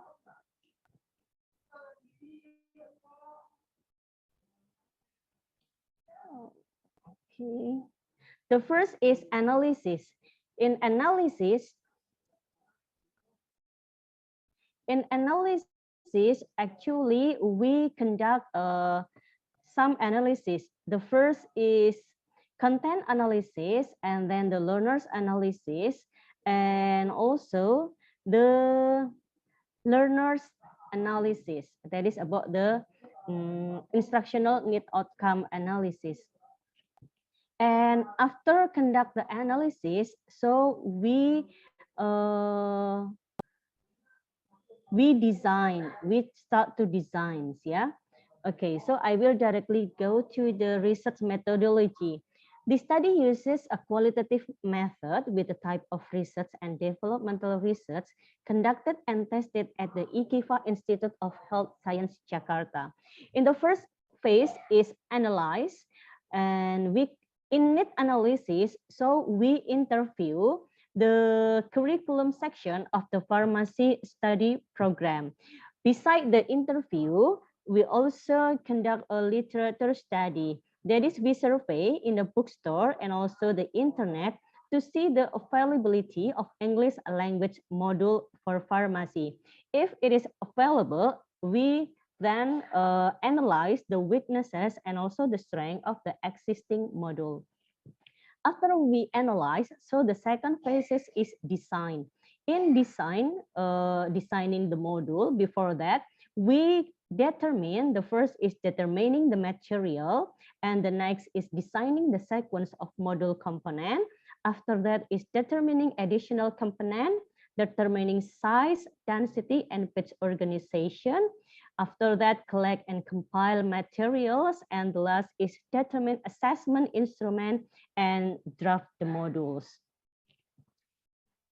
And after we conduct that, we all try to develop. This is the important point in developing, because in develop, we also conduct a survey, yeah, to several parties. Wait, yeah. In development, we writing the title, and also we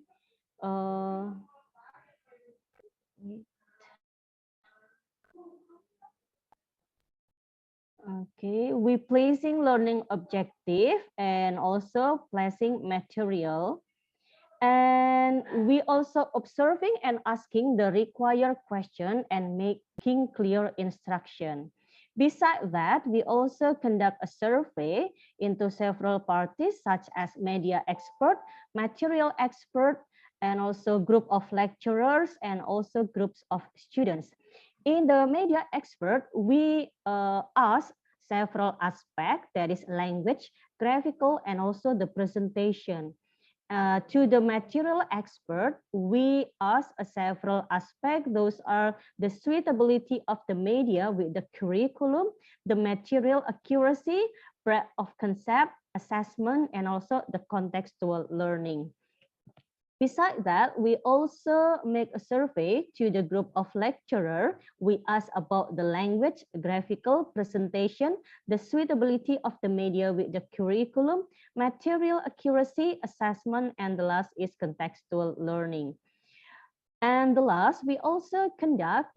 Miss Nurul, can you please wrap up in 1 minute? Okay. So after that, we conduct the implementation and also evaluate the module. In evaluation, we revise the module after conducting the trial based on the input and suggestion from the test. And these are the finding of the result. This is the material expert evaluation result. The average is 87.69%. It means that very eligible. And the evaluation from the media expert, the average is 81.16%, which is very eligible. And the result of from the group of lecturers, the average is 87.29%, and which is, it means that very eligible. And the result of the small group of the students, the average is 74.62%, which is eligible. In conclusion, we can say that this module contains procedure that pharmacist technical personnel need in reading drug indication, reading drug reference book, and providing drug information service. And it is currently being developed using contextual learning method so that students can directly relate the material being taught to real-world situation and encourage students to make connection between their knowledge and their application in everyday life as pharmaceutical technical personnel. And also this module anticipates to be an effective, efficient, and engaging approach to carry out the learning process, making it easier for students to learn independently wherever and whenever they are not required to do so in the classroom. And the advantages of this module is can support pharmaceutical works such as reading prescription or drug use instruction, communication in drug information service, and other additional discussion. In short, on the creation of contextual-based module, which were based on the validation result of material expert, media expert, and users, both lecturer and students, were regarded as very suitable for use as English language learning to add pharmaceutical jobs. That's all for me. Thank you. Thank you very much, Ms. Rul Hassana. I'm looking at the chat to see if there is any question. Yes, we've just got a question from Misbah Fikrianto. The question is, could you explain about the structure of module, especially for individual tasks? Okay, Please? thank you. Okay. Okay, thank you for the question, Dr. Misbah. The structure of the module, actually, we divided into several skills. The English, as we know that in English, when we learn English, because English in Indonesia is the foreign language, so we decided into based on the skill. The first chapters is about reading. And then the next chapter is about writing. And the next chapter focus on listening, and the last chapter is focused on speaking. So we decided, we divide the module based on the chapter. For the individual task, so actually in every chapter, on every skill, we have a several exercise.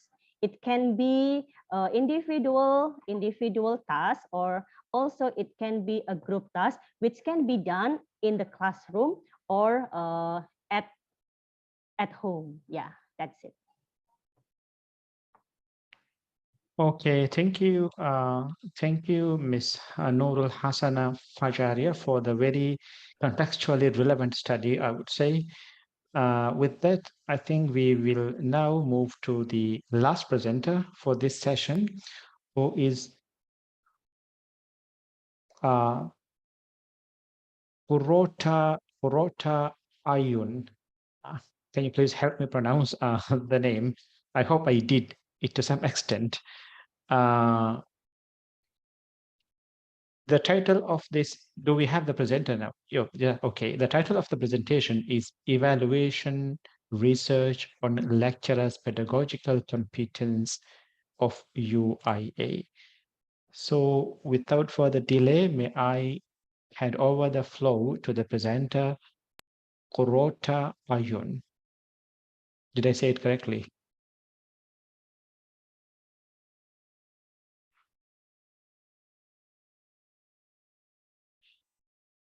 Can you please unmute yourself? Okay. Yeah. Thank you very much. We can see your slides. Can you please put it on the presentation mode? Ya, Bismillahirrahmanirrahim. Assalamualaikum warahmatullahi wabarakatuh. Yeah, good afternoon, ladies and gentlemen, and honor to meet you here. Today, I'd like to present about evaluation research on lecturer pedagogical competence of Universitas Islam Al-Azhar. Now, let me introduce myself. My name is Kuratayun, and my team Nurul Fajariyah, Nurul Hasan Fajariyah, Professor Dr. Insinyur Ifa Buningsi, and Muhammad Farudin. We are from Universitas Islam Al-Azhar, Jakarta, Indonesia. I will start my presentation with the background of this research. In the digital era, we know the role of teacher has evolved to encompass new responsibilities and opportunities.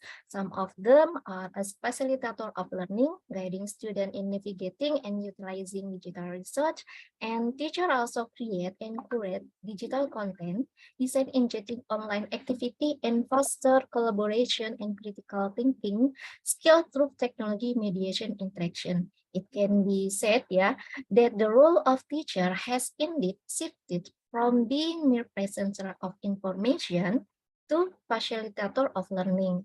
These trends reflect a shift towards student-centered and active learning approaches. Improving teacher competence to align with the requirement of the digital era and effectively cater to the characteristic of digital native student is crucial for creating impactful learning experiences. Teachers need to develop their digital literacy and technological skill to effectively integrate technology into their teacher practice. In addition, teachers need to adapt their instructional strategies to inject digital native student effectively. And Universitas Islam Al-Azhar is one of the Islamic university in Jakarta, which established in 1983, and UIA contribute to the educational field by providing quality education, curriculum development, and special knowledge in disciplines such as Islamic studies, education, humanity, and social science.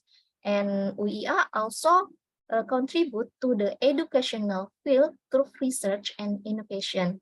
Even so, several problems arise in lecturers' competence, which can hinder their effectiveness in teaching and supporting student learning.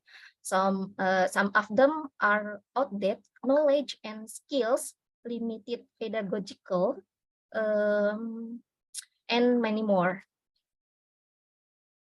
And these studies and this research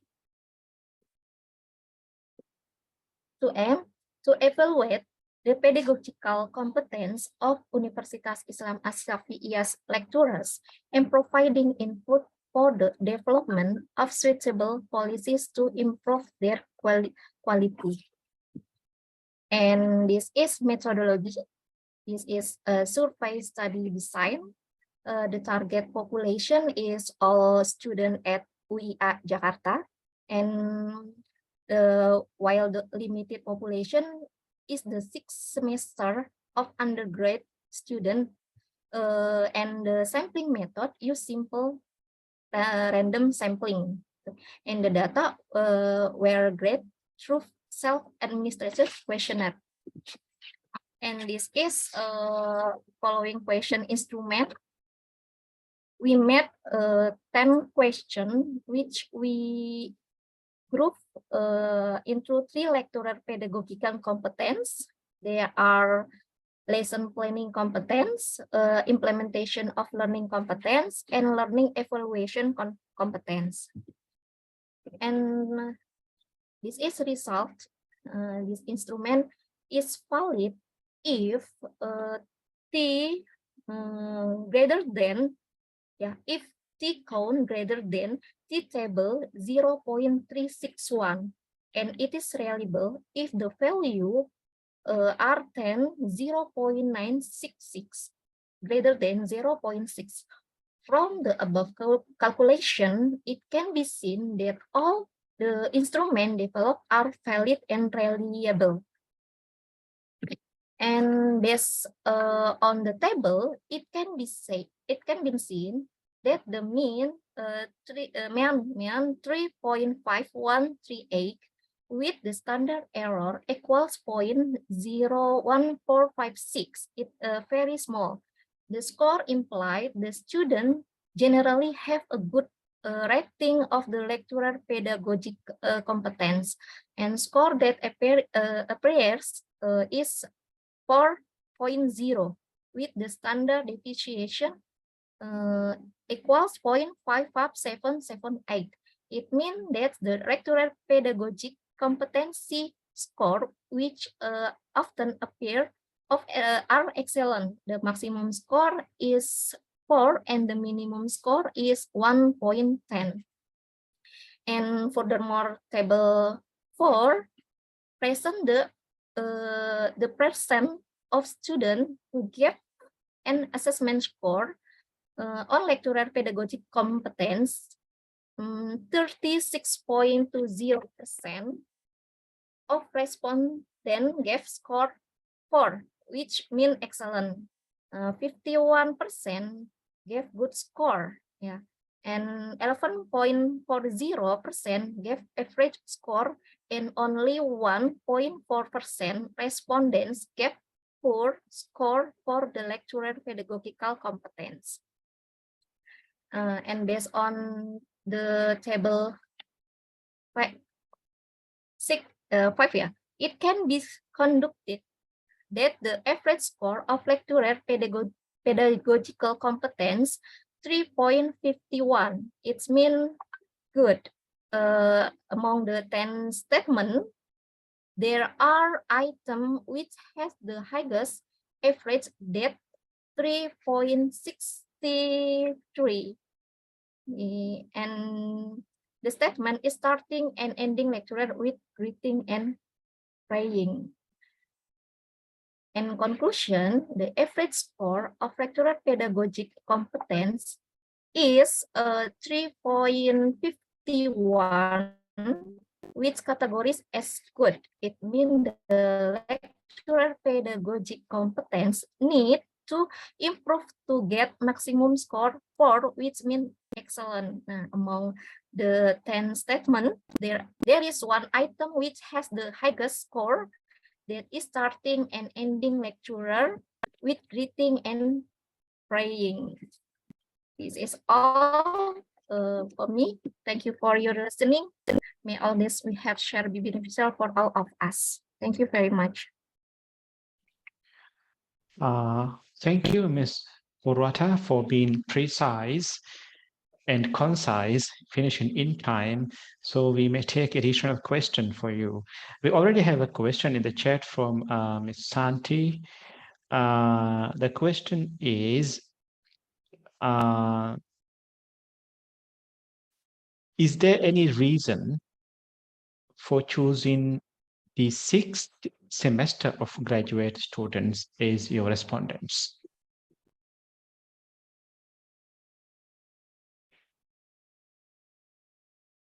May I ask a friend to help me? The question is there any particular reason why choosing the 6th semester of graduate students as your respondents? Why did you choose the sixth semester of undergraduates?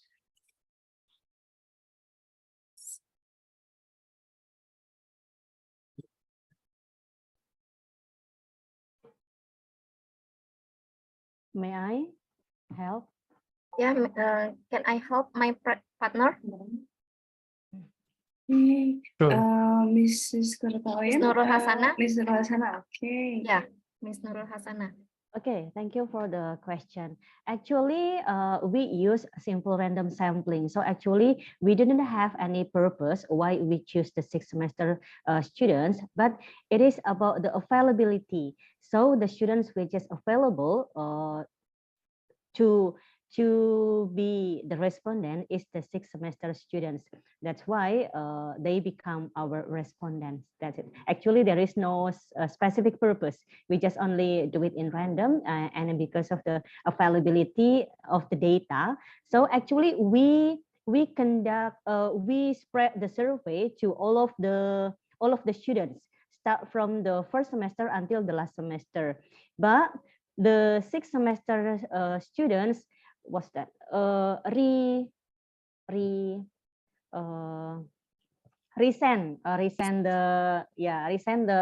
the answer much more than the other semester. That's why the 6th semester become the respondent. That's it. Thank you. Okay, thank you. We have 2 questions from Didin Hadi Saputra. We will take these 2 questions and then we will close the session. The 2 questions are, the first question is, what is the reaction and response of UIA lecturers to the result of their pedagogical competence evaluation, if it is shared with them at all? The second question is, what is the role of UIA administrators in supporting the pedagogical competence of lecturers? Okay, thank you, Pak Didin, for the question. For the first question, that is about the how does the reaction of the lecture. Actually, we conduct this evaluation for the lecture is every semester. So it is like we already conduct every in every semester, and we always give the response from the students to the lecturer in the closed envelope. Yeah, in the closed envelope. So the result of the evaluation can be read by the lecturer itself. So it is like secret. Yeah, it is like secret. And for the result, that is become the sources for the management to evaluate the competence of the lecturer. And that's why it is related to the second question, that is, what is the role of the administrator when they know about the lecturer pedagogical competence? So the management, the leader of UIA conduct a training, conduct training annually every year to develop and also to improve the lecture pedagogical competence. Also, our leader is supported support us to join Pekerti. Yeah, so Pekerti is like, what's that? A training, training to improve our pedagogical competence. That's it. Hopefully that it is answered the question. Thank you. Thank you so much for the response, Nurul Hasana, and also thank you, Kurwata, for the presentation. With that, I think we have come to the end of this session. I thank and congratulate all the presenters for coming up and presenting your research. I hope the discussion continues on the public discussion forum. With that, I hand over the session to the organizer to carry on with the next item on the agenda. Thank you very much. Okay. Thank you for the great session, Dr. Fisal Musa. Thank you also to all the presenters who are already presenting their papers. Next, allow me to remind and encourage all presenters and audiences to continue the discussion about the research presented in the Global Research Ecosystem Community Platform. The discussions of today's presentation can be found in the menu of forum. Feel free to continue the conversation and further research collaboration among our global scholars. You can scan the QR code shown on the screen or sign up using your Gmail or Facebook account on link globalresearchecosystem.com, and I will also send it to the chat box. Okay, so after this, we would like to move on to the e-certificate distribution. Moving on to the next agenda is the distribution for the e-certificates of presentation for all the presenters. Please welcome again Dr. Faisal Musa to congratulate and giving the e-certificate to all the presenters that already shown their best effort in presenting their papers. Okay, thank you once again, the organizer.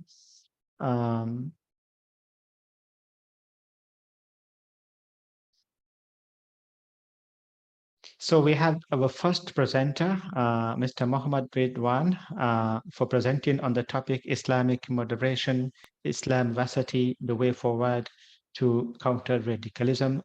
Thank you very much, Muhammad Ridwan, on your successful presentation. Thank you, Dr. Faisal. You're welcome.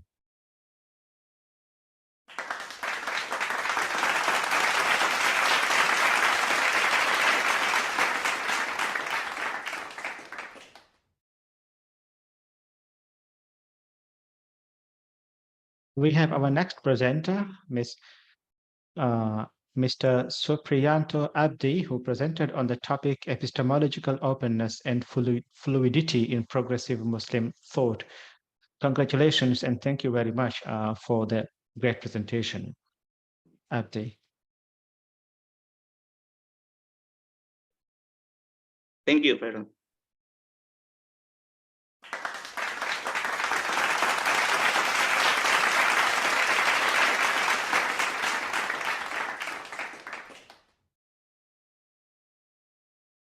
Next, we have the presenters from the education track. The first presenter, Nurul Hasana Fajaria.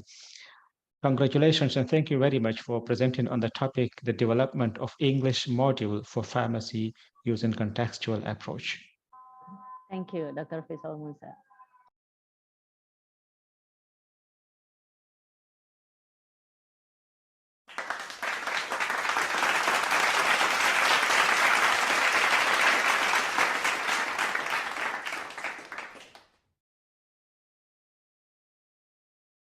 Our last presenter for the session was Ms.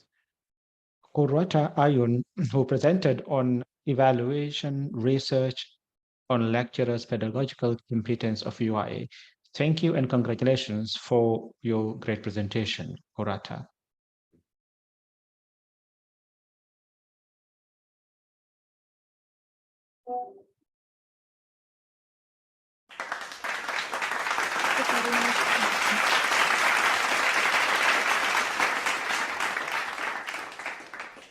I take this opportunity to once again thank the organizer and the Research Synergy Foundation for giving me this opportunity. Back to the organizer. Thank you very much. Have a nice day.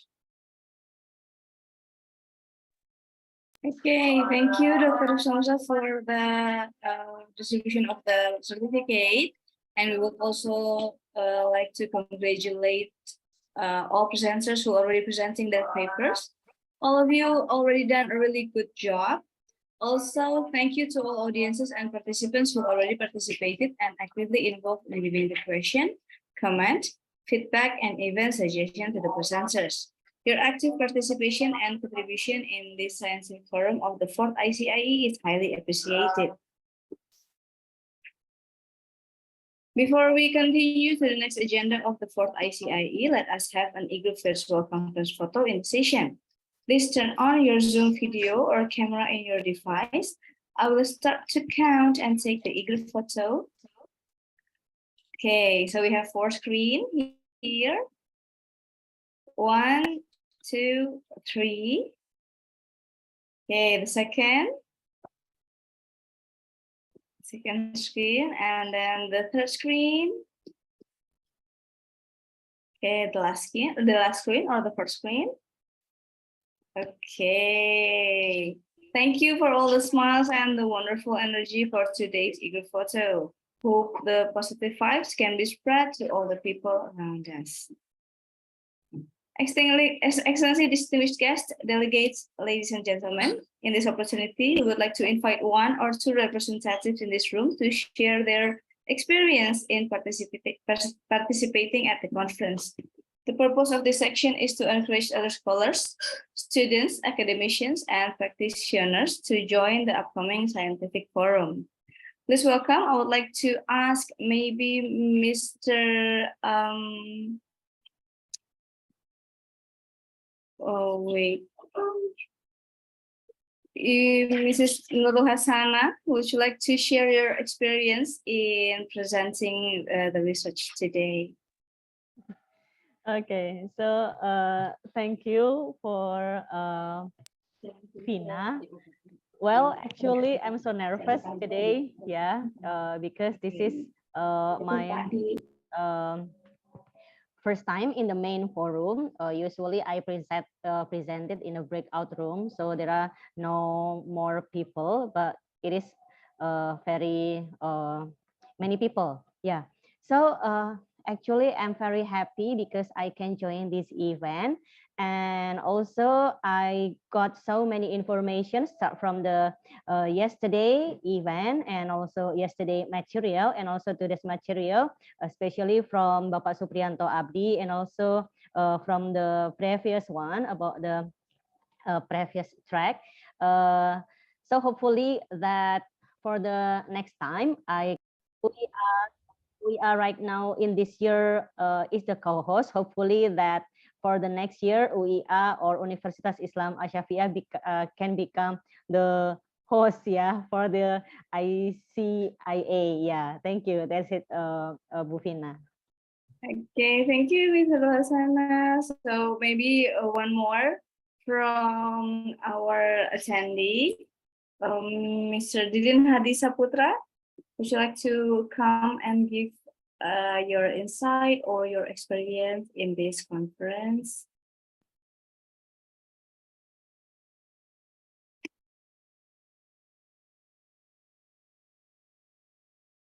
Okay, if Mr. Didin is not with us today, so I would like to go to the next agenda, which is the post-conference information. Allow me to read some important information related to the post-conference or the publication. The information of the fourth ICIE publication opportunity is stated on the website at ICIE-uai.com. All accepted abstracts will be published in a conference abstract ebook with the OI number indexed in Google Scholar and published in F1000 Research al-azhar Gateway. All accepted conference paper already published in a conference proceeding with ISSN, the OI number, indexed in Google Scholar and submitted to the OAG. The link will be shared on the screen later. And then please also pay attention to the timeline and process that the author must do in order to complete the post-conference process and get the international journal recommendation. At last, on day +14 or 22 August 2023, after the conference finished, the author who wants to proceed to the publication process must send or upload their final full extended paper. The author must revise and extend to minimum of 5,000 to 7,000 words and paraphrase approximately 80% of published conference paper to avoid self-plagiarism. Okay, once again, please pay attention to the timeline. It is day +14 after the conference.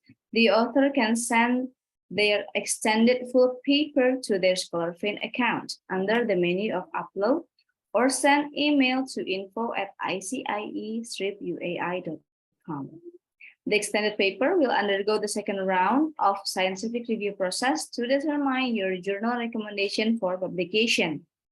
All accepted papers have the opportunity to be published in the reputable international journal, indexed by Scopus, the OAG, Copernicus, Google Scholar, or the mentioned. Terms and conditions applied, selected by Scientific Editorial and Reviewer Committee. Furthermore, the committee of the fourth ICIE is committed to give added value for all conference participants by providing the forum for discussion in the Global Research Ecosystem Community Platform. By joining this community platform, you will gain more benefit and can interact, connect, and do the research collaboration ahead. Please visit globalresearchecosystem.com or scan the QR barcode in the screen.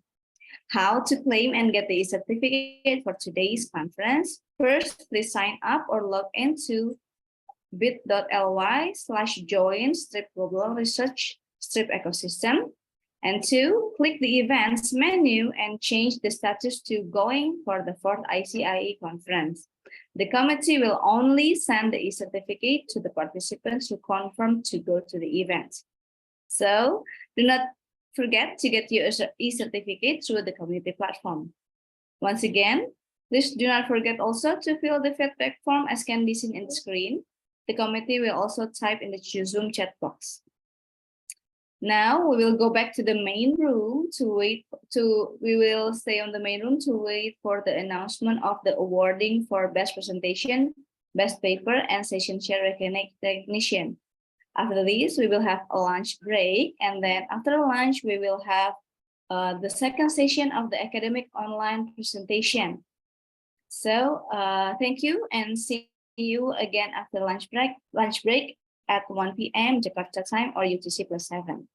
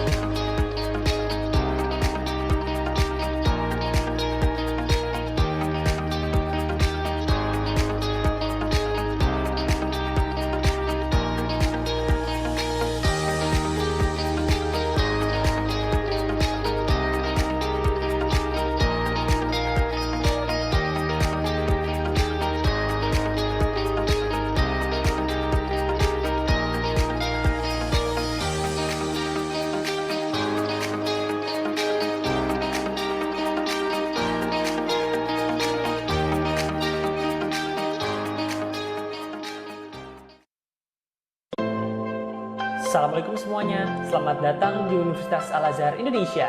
Perkenalkan, nama saya Juan Turpin, mahasiswa Universitas Al-Azhar Indonesia. Dan saya Yudinia Maharani, mahasiswa Universitas Al-Azhar Indonesia.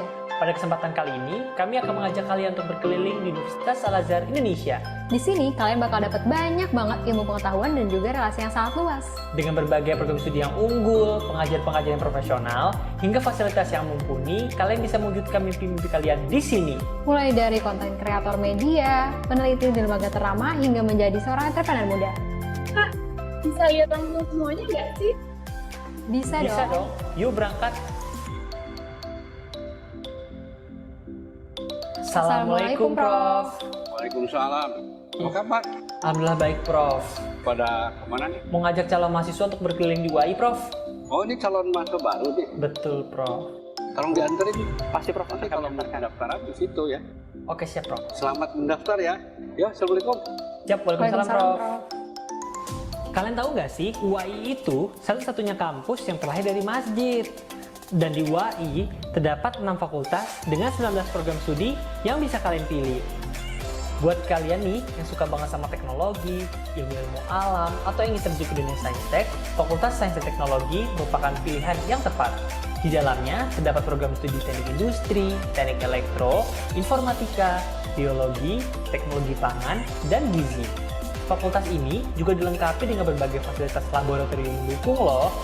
Mulai dari laboratorium manufaktur, laboratorium kimia, laboratorium elektro, laboratorium mikroorganisme, dan lab-lab yang berkaitan dengan sains teknologi lainnya. Fakultas berikutnya adalah Fakultas Ekonomi dan Bisnis. Buat kalian yang mau masuk ke dunia bisnis dan keuangan, cocok banget nih. Ada program studi manajemen dan program studi akuntansi. Di Fakultas Ekonomi dan Bisnis juga terdapat fasilitas laboratorium Bank Mini loh, di mana kalian juga bisa belajar banyak mengenai keuangan dan perbankan. UAI juga ada Fakultas Psikologi dan Pendidikan nih teman-teman. Buat kamu yang aware tentang mentality dan konseling, program studi yang ada di fakultas ini pas banget. Mulai dari program studi psikologi, PG PAUD, bimbingan konseling Islam, dan pendidikan agama Islam. Pada fakultas ini terdapat lab konseling, lab micro-teaching, lab eksperimen, dan lab-lab lainnya yang berkaitan mengenai konseling dan psikologi. Teman-teman, sekarang kita lagi di Fakultas Ilmu Pengetahuan Budaya nih. Nah, di fakultas ini banyak banget program studi yang berkaitan dengan budaya dan bahasa di luar negeri, seperti bahasa dan kebudayaan Jepang, bahasa dan kebudayaan Inggris, bahasa dan kebudayaan Arab, serta bahasa Mandarin dan kebudayaan Tiongkok. Di Fakultas Ilmu Pengetahuan Budaya juga terdapat ruang kebudayaan dan pusat bahasa di mana kalian bisa banyak belajar mengenai budaya di luar negeri loh. Berikutnya Fakultas Hukum, yang terdiri dari ilmu hukum, cocok banget buat kamu yang pengen terjun ke dunia hukum di Indonesia nantinya. Bahkan, di Fakultas Hukum UAI, terdapat fasilitas laboratorium moot court yang bisa membantu kalian untuk beradaptasi dan belajar simulasi mengenai sidang di pengadilan. Dan yang terakhir, ada Fakultas Ilmu Sosial dan Ilmu Politik. Di sini ada 2 program studi yang terkenal banget nih teman-teman. Pertama, program studi ilmu komunikasi, dan yang kedua, program studi ilmu hubungan internasional. Di fakultas ini banyak banget laboratorium untuk menunjang pembelajaran teman-teman. Ada laboratorium TV, lab radio, lab desain, lab fotografi, dan juga lab sidang untuk hubungan internasional. Tentu di sini kalian bisa meraih banyak banget experience yang sesuai dengan pelajaran kalian. Nah teman-teman, di UAI sendiri juga ada program paksa sarjana untuk magister ilmu hukum di UAI. Kak, ya, kan aku kan kerja ya kak. Di sini ada kelas karyawan. Ada dong pastinya. Pertama, terdapat program blended learning untuk prodi akuntansi, manajemen, dan hukum.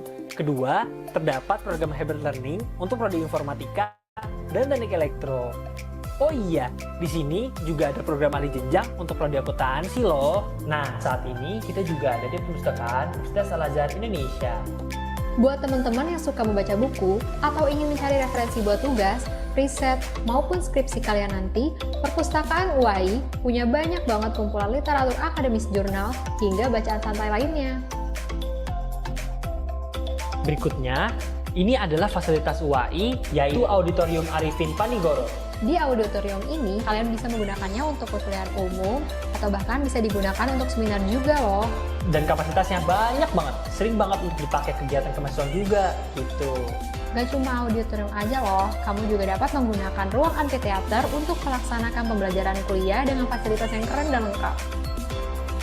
Selain itu, Di sini juga terdapat fasilitas BI Corner. Di BI Corner ini, kalian dapat mengakses buku-buku atau hanya sekedar diskusi. Waktu istirahat, Anang paling pas banget nih buat makan-makan sambil santai bareng teman-teman di kantin basement 1 dan basement 2. Apalagi banyak banget pilihan makanan yang bisa kalian pilih di sini, ya kan yuk? Tuh. Oh iya, di Universitas Al-Azhar Indonesia, kita juga diajarkan untuk memiliki gaya hidup halal atau halal lifestyle. Yuk, let's move. Nah, kalau kalian ingin mencari suasana yang tenang atau sekedar untuk beristirahat, di UAI sendiri ada namanya Masjid Agung al-azhar. Kalian bisa beribadah atau mengikuti kajian di Universitas Al-Azhar Indonesia ataupun di Masjid Agung itu sendiri. Jadi teman-teman, sekarang kita ada di rooftop UAI nih. Nah, di rooftop Universitas Al-Azhar Indonesia, kalian bisa foto-foto buat dikoleksi di album kalian, atau kalian hanya ingin sekedar untuk snack-snack makan-makan aja. Kalian bisa melakukannya di sini. Nah, ini adalah Tajir. Hai semuanya. Tajir adalah inkubator bisnis yang menyediakan edukasi dan arahan. Untuk mahasiswa yang ingin menjadi entrepreneur, di sini kamu akan dibantu untuk mengembangkan bisnis kamu, mulai dari pelatihan, workshop, networking, magang, hingga pemodalan baik dalam maupun luar negeri. UAI juga memiliki total 17 unit kegiatan mahasiswa yang dapat kalian ikuti loh.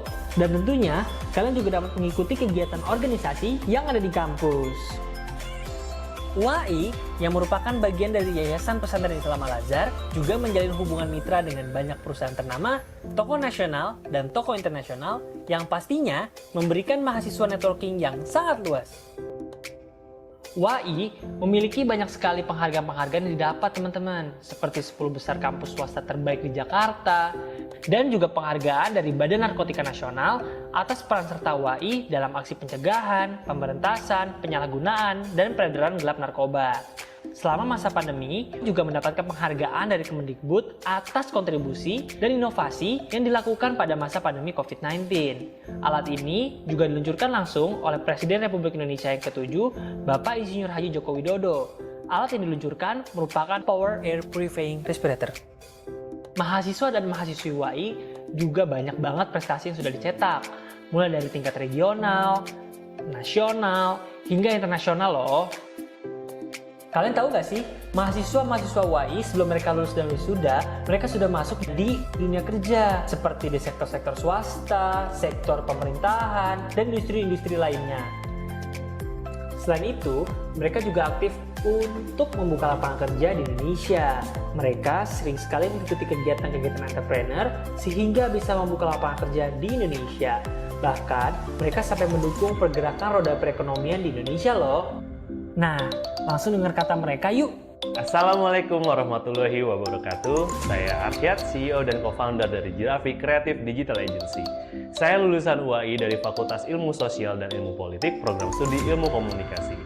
Selama berkuliah di UAI, saya mendapatkan berbagai pengetahuan dan pengalaman yang luar biasa, melatih pola pikir dan komunikasi saya, sehingga saya bisa masuk ke dunia industri dengan cepat dan siap. Mata kuliah Jiwa Kepemimpinan dan Karakter Korporasi atau JK3 membantu saya dalam mengembangkan bisnis yang sedang saya jalani. Alhamdulillah, selama saya studi di Teknik Elektro UAI ini, saya merasakan kekeluargaan yang sangat erat baik antara mahasiswa maupun dengan dosen. Selain itu, kami juga para mahasiswa didorong untuk melakukan publikasi baik di conference maupun jurnal internasional. Segudang pengalaman berharga yang diberikan oleh Universitas Al-Azhar Indonesia untuk saya. Yang pertama adalah yang nggak bisa saya lupakan menjadi seorang student representatif, di mana saya mewakili Universitas Al-Azhar Indonesia untuk sebuah proyek mahasiswa yang ada di Jepang. Jadi saya melakukan student exchange ke Jepang untuk beberapa bulan. Dan yang kedua adalah mobilitas yang saya dapatkan dari Universitas Al-Azhar Indonesia itu baik sekali karena lokasinya yang sangat strategis, sehingga waktu itu sangat memungkinkan untuk saya tetap bekerja sambil kuliah dan juga nilai-nilainya tetap maksimal. Dulu saat belajar di UAI, gue banyak belajar mengenai skill-skill yang dibutuhkan untuk bisa kompetisi di perusahaan besar seperti Gojek. Skill apa sih?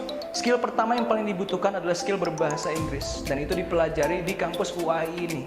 So, jangan ragu untuk bisa mendaftar di kampus UAI, karena masa depanmu ada di sini.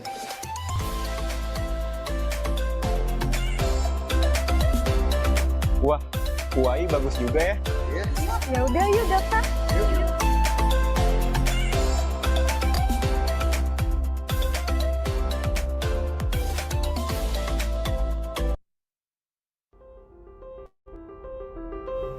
Universitas Al-Azhar Indonesia adalah satu-satunya universitas yang lahir dari masjid. Berdiri di tahun 2000, Universitas Al-Azhar Indonesia melengkapi jenjang pendidikan yang dinaungi Yayasan Pesantren Islam Al-Azhar, di mana sebelumnya telah memiliki jenjang kelompok bermain TK, SD, SMP, dan SMA. Selain membekali mahasiswanya dengan keilmuan yang up-to-date, UAI membekali mahasiswanya dengan soft skill yang dikenal dengan 7 elemen dasar, yakni nilai-nilai Islam universal, kepemimpinan, kewirausahaan, kemampuan manajerial, networking, kemampuan bahasa, dan kemampuan IT. 7 elemen dasar ini diasah kepada mahasiswa agar saat lulus nanti kelak memiliki nilai tambah selain keilmuan di prodi masing-masing. Dalam upaya membentuk karakter mahasiswa dan sivitas akademika UAI memiliki core values yang menjadi code of conduct, tata perilaku. Nilai pertama dari core values tersebut adalah takwa, cinta kepada Allah yang diwujudkan dalam tindakan taat beribadah, selalu berorientasi mencari ridho Allah, menjaga akhlak terpuji, dan tidak melanggar ajaran agama atau berperilaku menyimpang. Nilai kedua adalah fatonah, smart, atau cerdas, yang diwujudkan dengan selalu mengejar keunggulan dengan inovasi, cerdas akal dan hati, kreatif, berpikir sebelum bertindak, dan visioner. Nilai yang ketiga adalah tanggung jawab, responsibility, yang diwujudkan dengan bekerja atau belajar dengan komitmen yang kuat, bertindak sesuai aturan, siap dengan risiko, dan tidak menyalahkan orang lain jika melakukan kesalahan. Nilai keempat adalah peduli, care, yang diwujudkan dalam tindakan terpuji seperti empati terhadap penderitaan orang lain, siap berbagi, dan menaruh perhatian terhadap rekan dan lingkungan. Nilai kelima adalah saling menghormati, respect, yang diwujudkan dalam tindakan terbuka atau toleran terhadap orang lain. Nilai keenam adalah kolaborasi, cooperation and solidarity, yang diwujudkan dengan sikap mau bekerja sama, sinergi, dan saling menguatkan. Nilai ketujuh adalah rendah hati, humility, yakni sikap mau mengakui kelebihan orang lain, menunjukkan kemampuan diri tanpa harus merendahkan orang lain.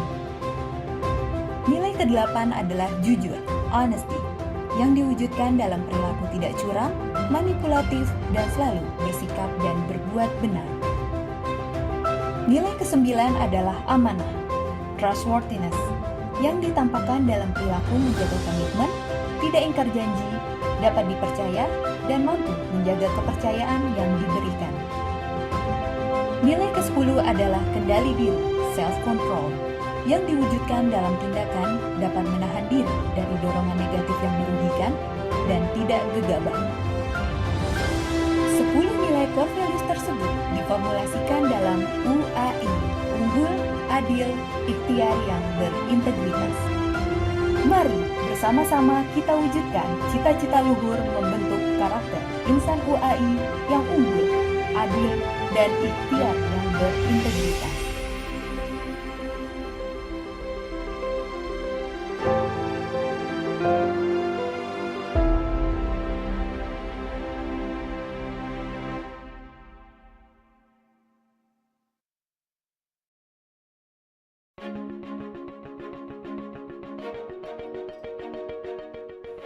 We believe that everyone should have equal access to learn, share their knowledge, and enhance their research capabilities.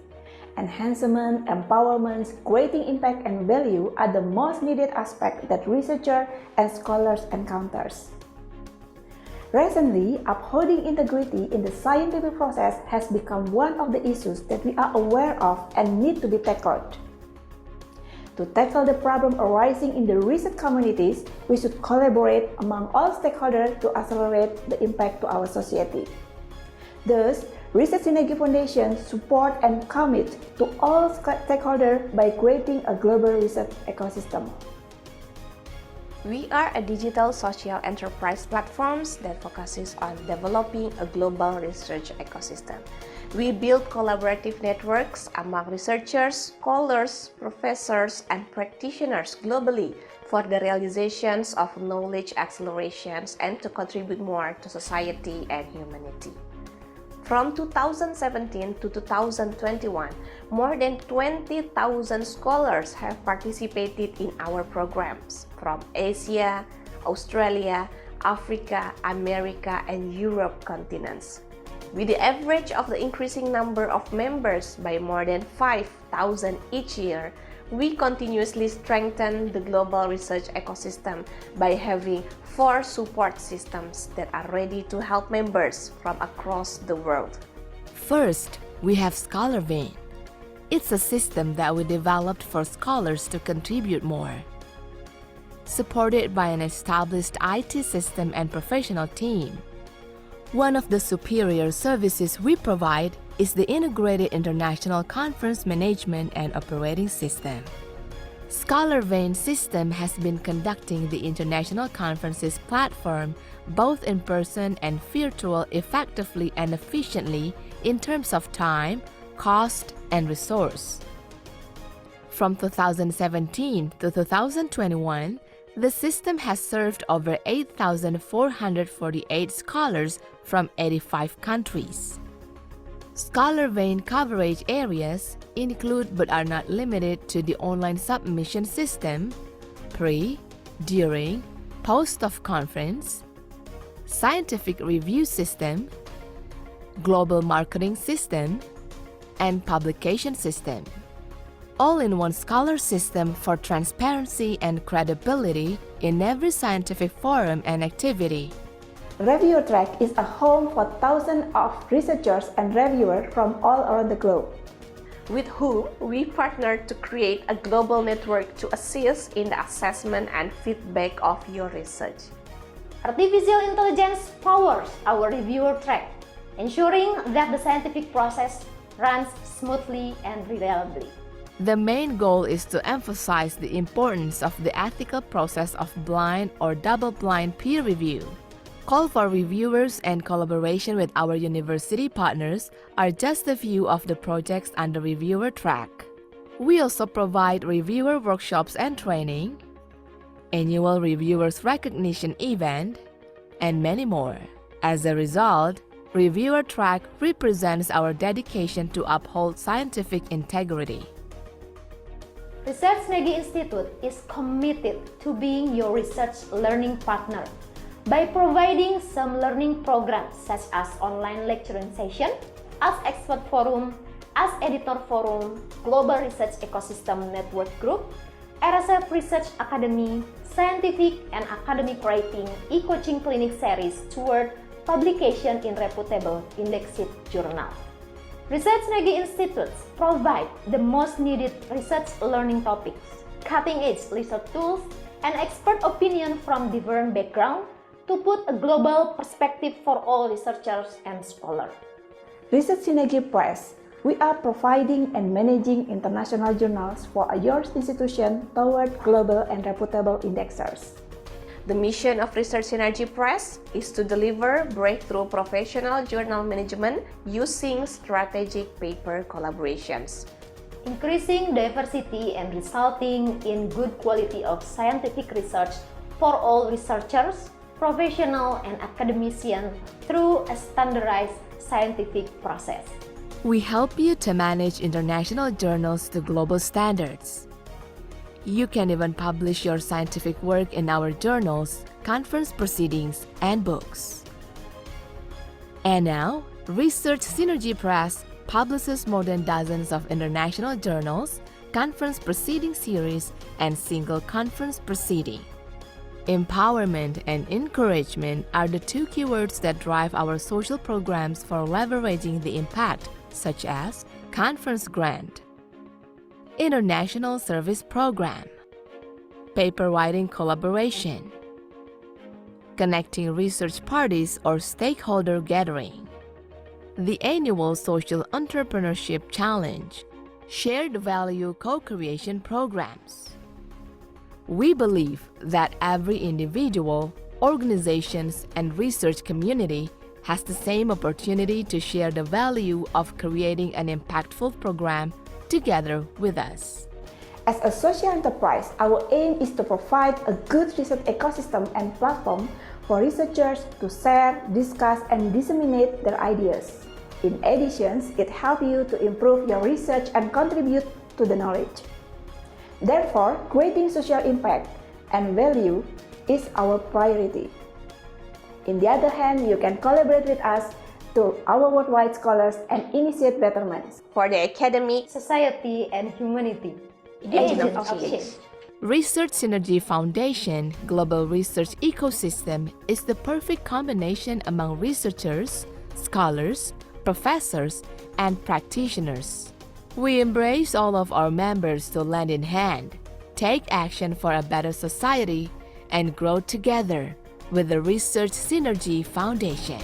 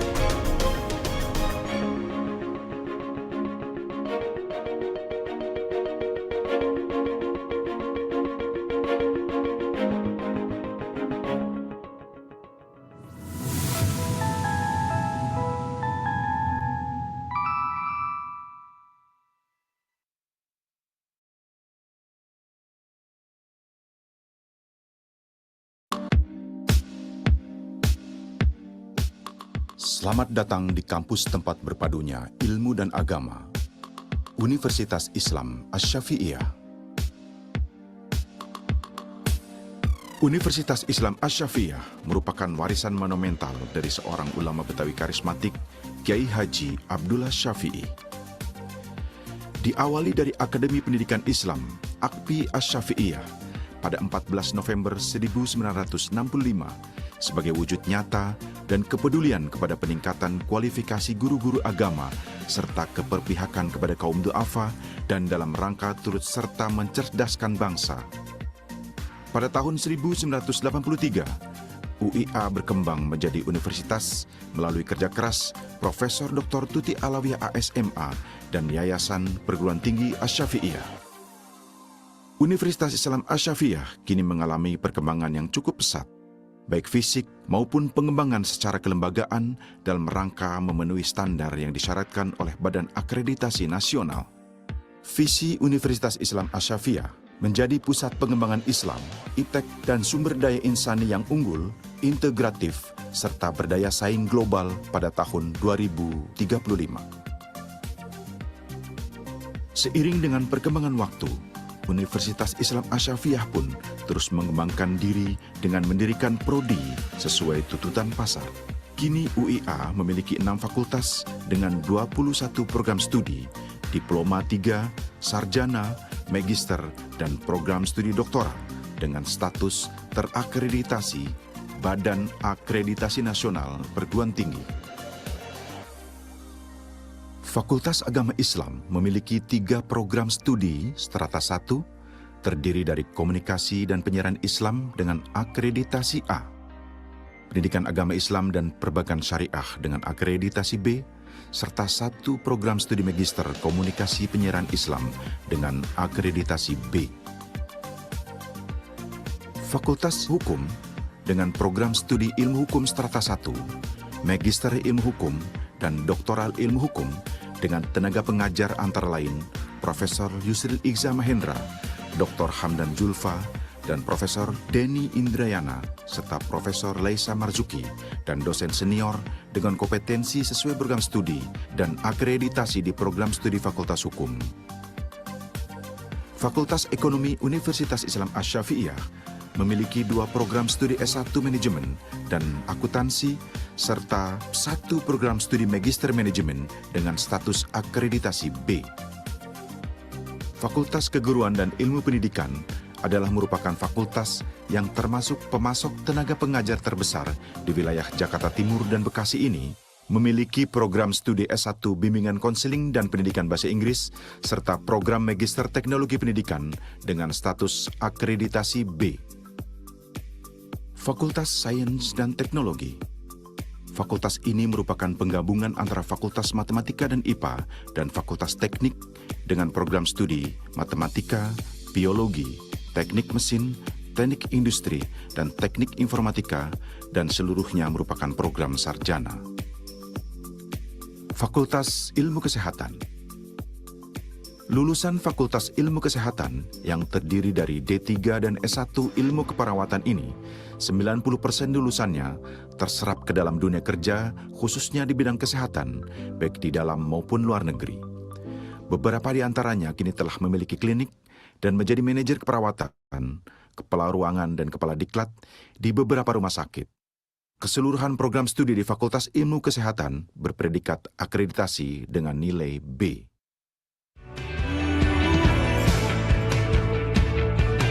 Di tempat inilah, bahwa di universitas inilah akan dilahirkan seorang pemimpin-pemimpin baru. Di universitas inilah akan dilahirkan estafet kepemimpinan bangsa Indonesia dan dunia. Alumni Universitas Islam Asy-Syafi'iyah kini tersebar di berbagai wilayah Republik Indonesia, baik sebagai wiraswastawan, guru, pegawai negeri dan BUMN, juga beberapa di antaranya memiliki jabatan penting sebagai menteri dan senator di Republik Indonesia. Beasiswa dan CSR yang diterima atau diberikan kepada mahasiswa berprestasi antara lain dari program Bidik Misi, Lotemart, Basnas, Basma Pertamina, Beasiswa DKI Jakarta,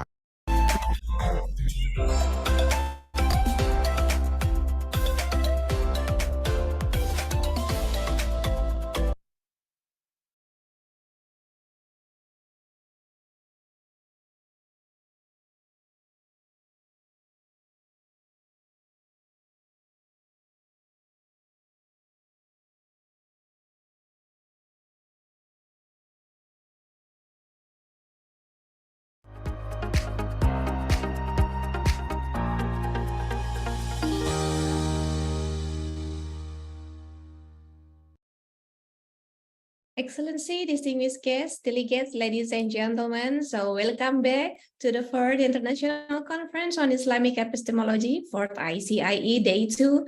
And now we will continue the agenda of the academic online presentation sessions in 3 breakout rooms. So the committee is now activating the breakout rooms button in the Zoom platform, so please join the breakout rooms right away to hear the presentation and have a discussion ahead. So you may join the breakout room once, and it will be chairing by Professor Jalaluddin Bansil Marohom from University of Southern Mindanao, the Philippines. Or you can also join in the breakout room 2, which will be the session chair is Dr. Alam Zeblat from the International Islamic University, Islamabad. Or you can also join the breakout room 3. The session chair is Mr. Zohaib Hassan Sain from Superior University, Pakistan.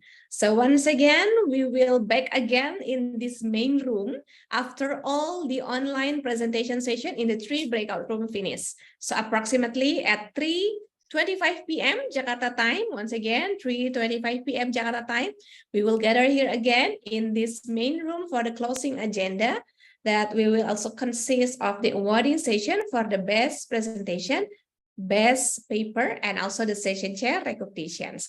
So once again, thank you, and I will see you in the breakout rooms.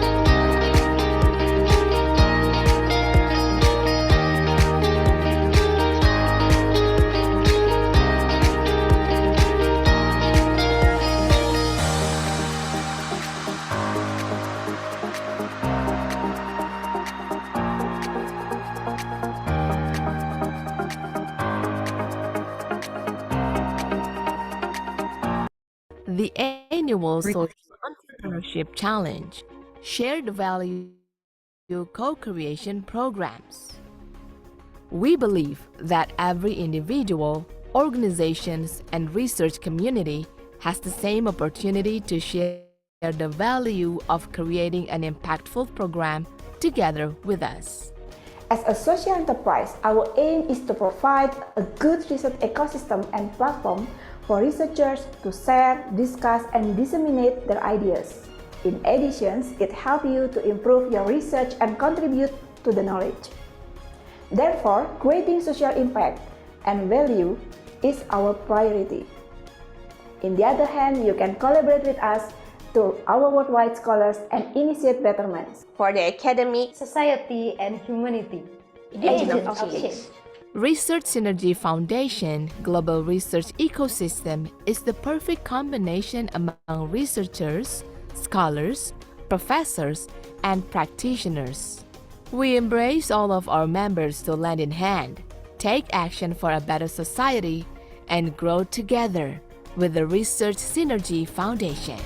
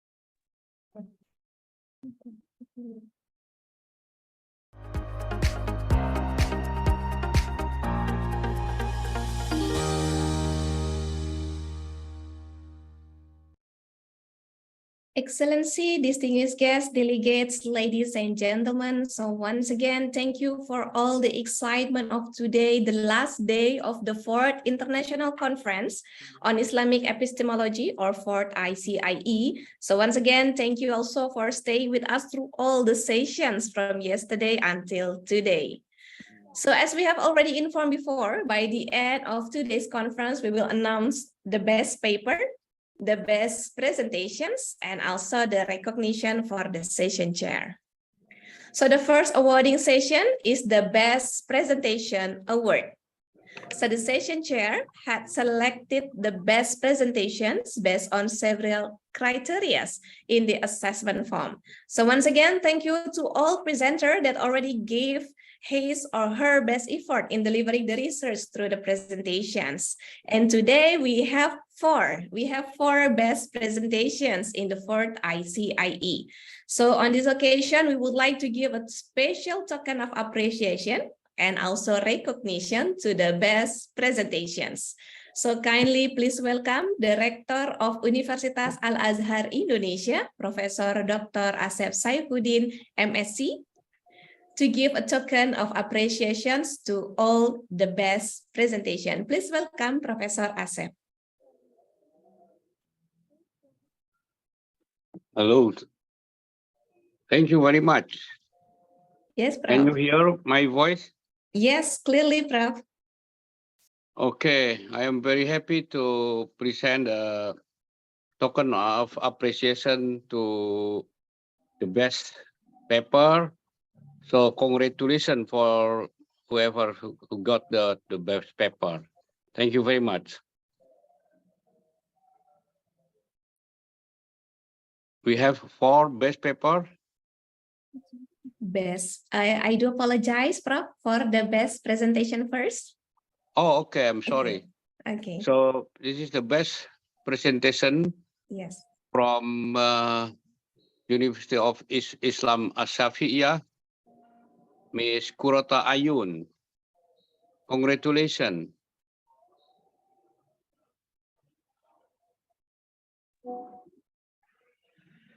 Anybody else?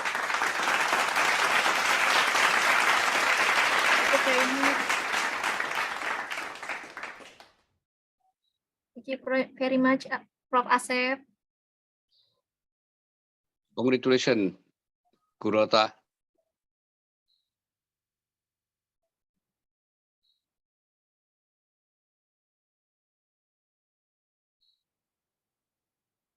And the second one is again from Asyafiya Islamic University, Badra Uyumi, for the best presentation. Congratulations, Badra Uyumi.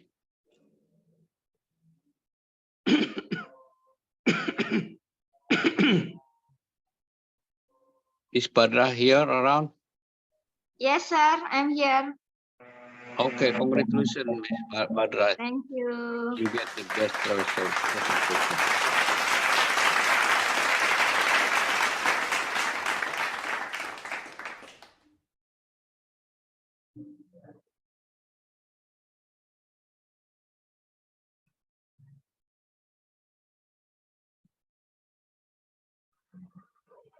And the third one for the best presentation is to Aliyu Al-Haji Rabiu from Gombe State University. Congratulations, Aliyu Al-Haji Rabiu. Thank you very much. I appreciate. I'm very glad and I'm humbled by this. Thank you very much. Jazakumullahu khairan. Thank you. Thank you, sir. Hope to see you again sometime.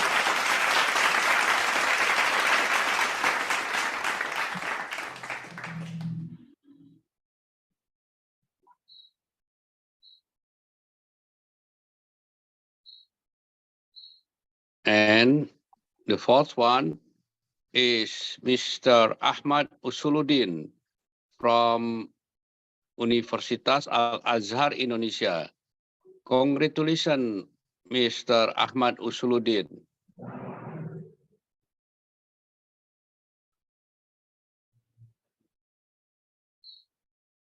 Is Ahmad here?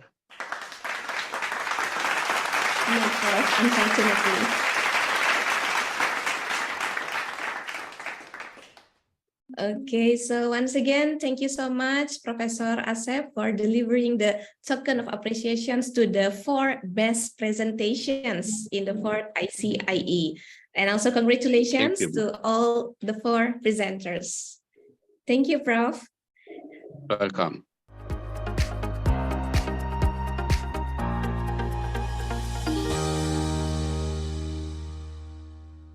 Moving on to the second award category is for the Best Paper Award. So the Conference Scientific Review Committee already select the best paper during the submission and review process. So the criteria for determining the best paper are: first, submitting the full paper within the time; second, no notes in ethical consideration, pass the plagiarism checking, and also citation appropriateness; third, no revision, so accepted or only having minor revision in the previous review during the submissions. And fourth is format or template alignment. Fifth is novelty of the content, and sixth, the academic, practical, and societal contributions or the impact. In the 4th International Conference on Islamic Epistemology, or 4th ICIE, we have 2 best papers. So on this occasion, once again, we would like to invite the Rector of Universitas al-azhar Indonesia, Professor Dr. Asep Saifuddin, MSc, to give a special token appreciation and recognition to the best paper of the 4th ICIE. Please welcome again, Professor Asep. Okay, I am happy to deliver the best paper.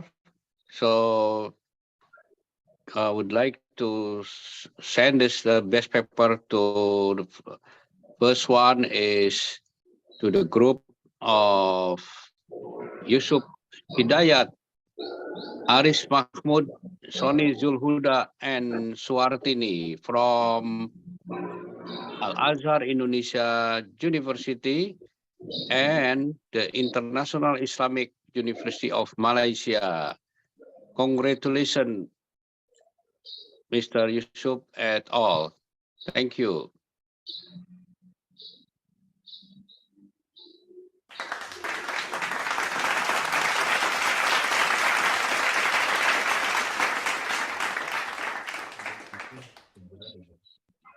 Aku dapat Indonesian become my market.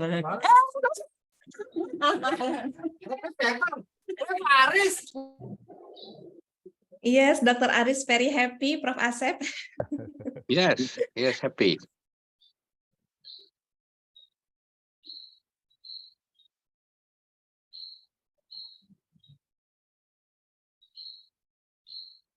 And then the second one of the best paper will be delivered to Yusdani and Supriyanto Abdi from Universitas Islam Indonesia, Yogyakarta.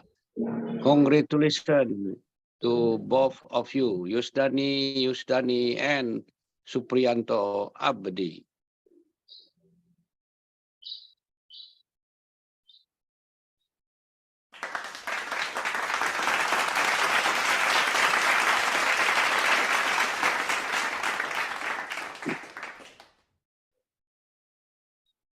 Okay, once again, thank you, Professor Asep, for giving the My best pleasure. paper. And also thank you and also congratulations to the two articles or two papers that already achieving the best paper in the 4th ICIE 2023.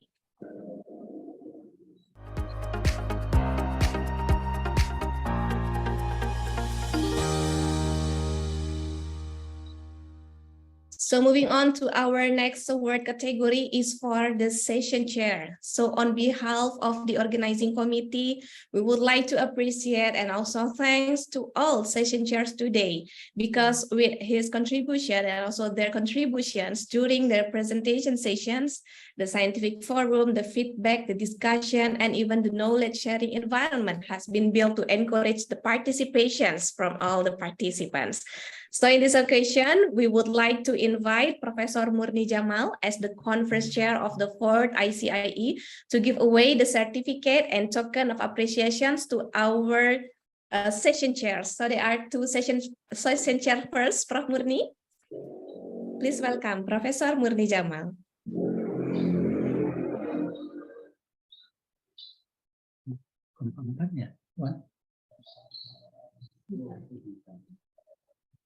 Oh.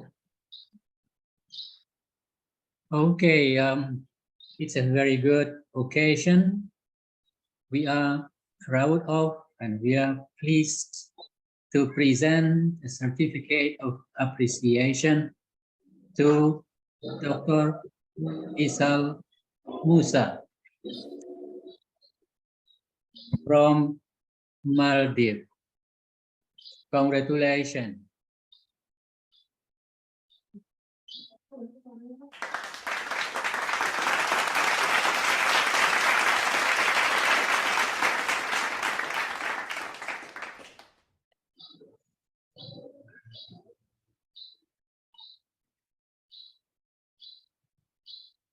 And the second one, we are happy to present the certificate of appreciation to Professor Jalaluddin Bansil Maruhom from the Philippines. Congratulations.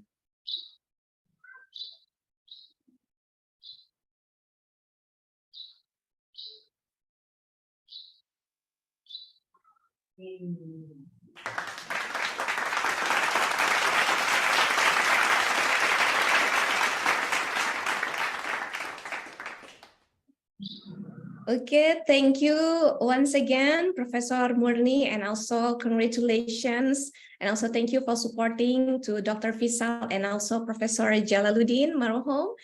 And next, we would like to continue to the recognitions to our session chairs. So in this occasion, we would like to welcome Dr. Honoris Causa Habib Shirzin MA as the Triple IT Indonesia country representative to give away the e-certificate and also token of appreciations to our session chairs. Please welcome Dr. Habib. Alhamdulillahirabbil alamin. It's my pleasure to extend the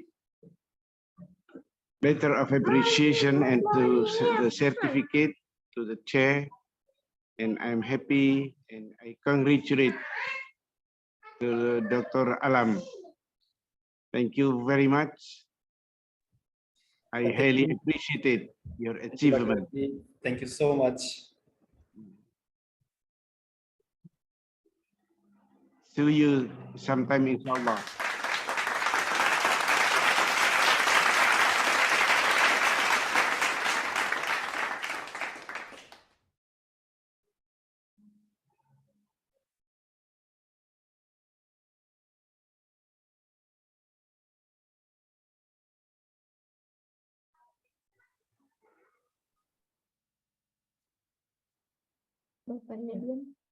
Much. Yeah, Dr. Habib. Yeah, Alhamdulillah. Yes. Indeed, a great pleasure to me to extend the certificate to the chair. And thank you for your great achievement. Thank you, sir. Thank you so much. Thank you.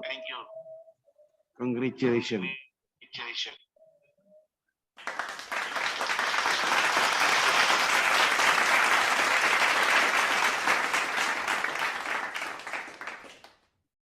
Okay, once again, thank you so much, Dr. Habib, for already giving the e-certificates to the session chair, and congratulations. And also thank you also to Dr. Alam and Mr. Zohaib. Thank you.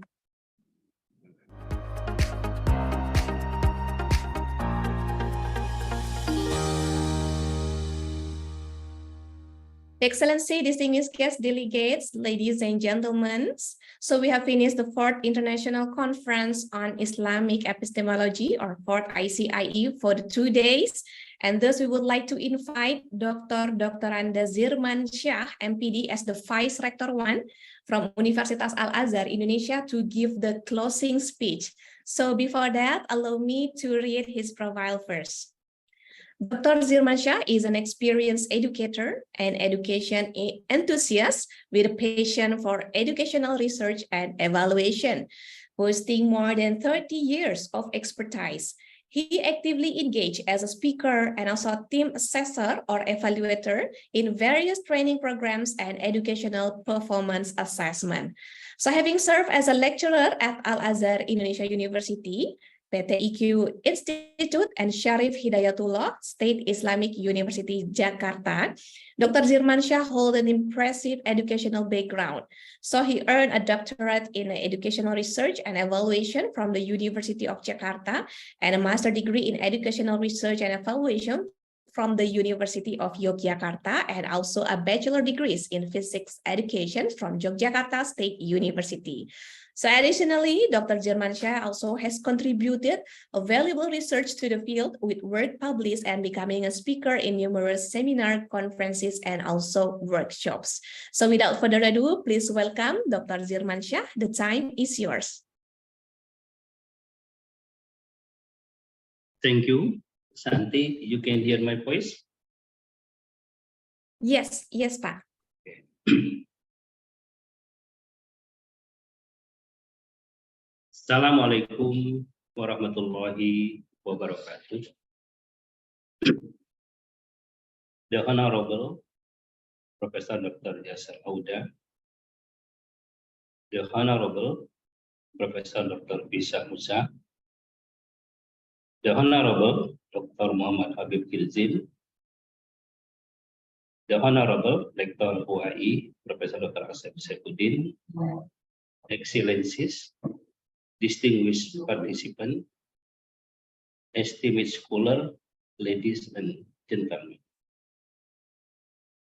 We have come to the closing day of the 4th ICIE, International Conference on Islamic Epistemology. As we gather here on the closing day of the Fourth International Conference on Islamic Epistemology 2023, I am deeply honored to represent the University of Al-Azhar Indonesia and serve as a member of the steering committee alongside distinguished colleagues.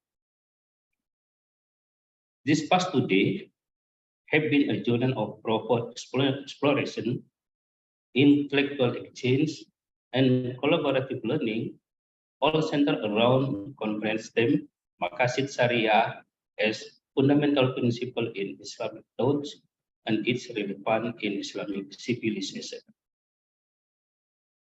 Before we conclude, I wish to express our heartfelt gratitude to our esteemed chairman, Mr. Burhan Jamal, and the entire conference organizing team. Their dedication and tireless effort have been instrumental in orchestrating this intellectual gathering, which has provided a platform for scholars, researchers, and thinkers to engage in meaningful discussion that bridge the realm of academia and Islamic thought. During this 2 days, we have been privileged to witness a cascade of insight and wisdom from distinguished minds. I would like to extend my sincere appreciation to our keynote speaker, Professor Dr. Jasser Auda. Your thought-provoking address has added a significant layer of understanding to our complaints, and we are truly grateful for your invaluable contribution. Furthermore, our sincere appreciation also extends to our esteemed speaker from Dewan, Prof. Asep Sabudin Jahar, Prof. Dr. Jai Mubarak, Dr. Yusdani, and Dr. Yusuf Hidayat. Their presentation, which ranged from revisiting the objective of Islamic law from a Maqasid Sharia perspective to exploring the connection between Maqasid Sharia and the contemporary world, have provided a clearer understanding of the intricate relationship between Islamic principle and the challenges of our time. This conference was not a mere academic exercise. It embodied the spirit of collaboration that compelled us to seek knowledge, share insight, and engage the discourse that transcended boundaries. Through this event, we have aimed to achieve significant goals as outlined in our conference agenda. Expressing a scientific mindset rooted in Islamic epistemology, reaffirming the harmony between faith and reason in the pursuit of knowledge, establishing alignment between the teaching and the Quranic revelation and the discoveries of modern scientific theory, fostering a more profound understanding of the natural world, disseminating knowledge and the finding of scientific theoretical research across various disciplines in harmony with the Islamic scientific mindset, exploring the relevance of Maqasid Sharia and the integration of knowledge in reinvigorating the Islamic civilization. As we bring the conference to close, I am pleased to share one of our significant outcomes. In collaboration with the Research Synergy Foundation, we are committed to publishing the result of this conference in Scopus Index journal that meet the criteria of excellence. This endeavor ensures that the valuable insight and discussion shared here will resonate within the global academic community, contributing to further research and scholarly endeavors. In conclusion, I extend my sincere gratitude to all participants, scholars, researchers, sponsors, and organizers who have contributed to the success of this conference. May the bond forget and the knowledge shared during this 2 days continue to inspire us in our respective journey. let us depart from this gathering with a renewed commitment to the pursuit of knowledge, the advancement of Islamic thought, and the revival of our civilization. May Allah Subhanahu wa Ta'ala bless our effort and guide us toward greater understanding and unity. Thank you. Assalamualaikum warahmatullahi wabarakatuh. Waalaikumsalam warahmatullahi wabarakatuh. Thank you so much, Dr. Zirmansyah, for your speech to close the 4th ICIE 2023. So as the recognition and also appreciation from the organizing committee, so we would like to invite Professor Murni Jamal as the conference chair of the 4th ICIE to give a token of appreciation to Dr. Zirmansyah as the speaker of the ICIE. Please welcome Professor Murni.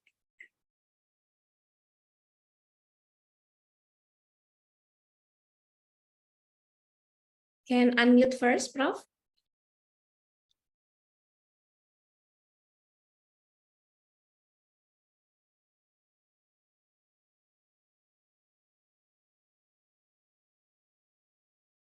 Okay. This is the end of the successful program that we have done, and we hope we'll meet inshallah some other time in the near future. On behalf of the organizing committee of this ICIE, we would like to express our high appreciation to Dr. Zirmansyah, MPD, Vice Chairman 1 of the University of Al-Azhar, Indonesia, for his support, his assistance for the success of this program. So again, congratulations, Dr. Zirmansyah, and here we are showing you and giving to you certificate of appreciation. Please accept it. Inshallah, get more success in the future. Thank you, Pak Murni. Terima kasih banyak. Okay, thank you then. Assalamualaikum warahmatullahi wabarakatuh. Waalaikumsalam warahmatullahi wabarakatuh. Thank you so much, Dr. Zirmansyah and Prof. Murni.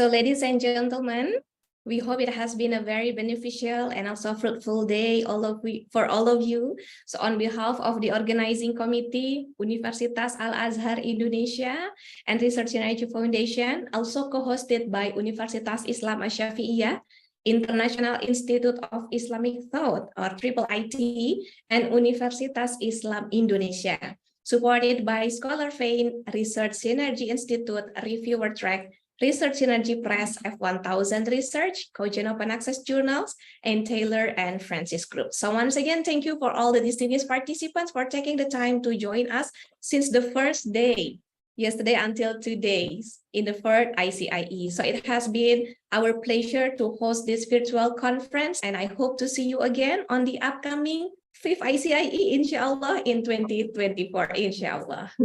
Okay. Subhanakallahumma wa bihamdik, asyhadu wa la ilaha illa anta, astaghfiruka wa atubu ilaik.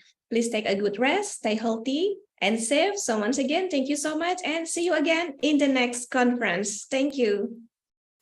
Thank you to all. Thank you, Thank you. Miss Santi. Thank you, Bro. Dr. Habib, Prof. Jalaluddin, thank you. Pak Ridwan, Thank you. Mr. Adiyu, Oh. thank you so much. Dr. Ahmad, thank you. Ibu Siti, thank you so much. Pak Zirmansyah, thank you. Thank you very much. See you soon. Thank you very much. See you next time. Till the next See you in time. the next conference. Yes.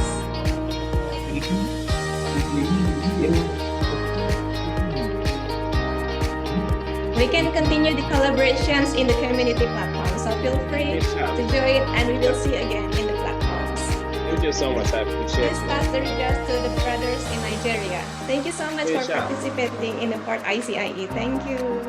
Thank you Thank so you, much. Prof. Asep. Thank you so much for the support. Thank you. Thank you, Dr. Alam. Thank you.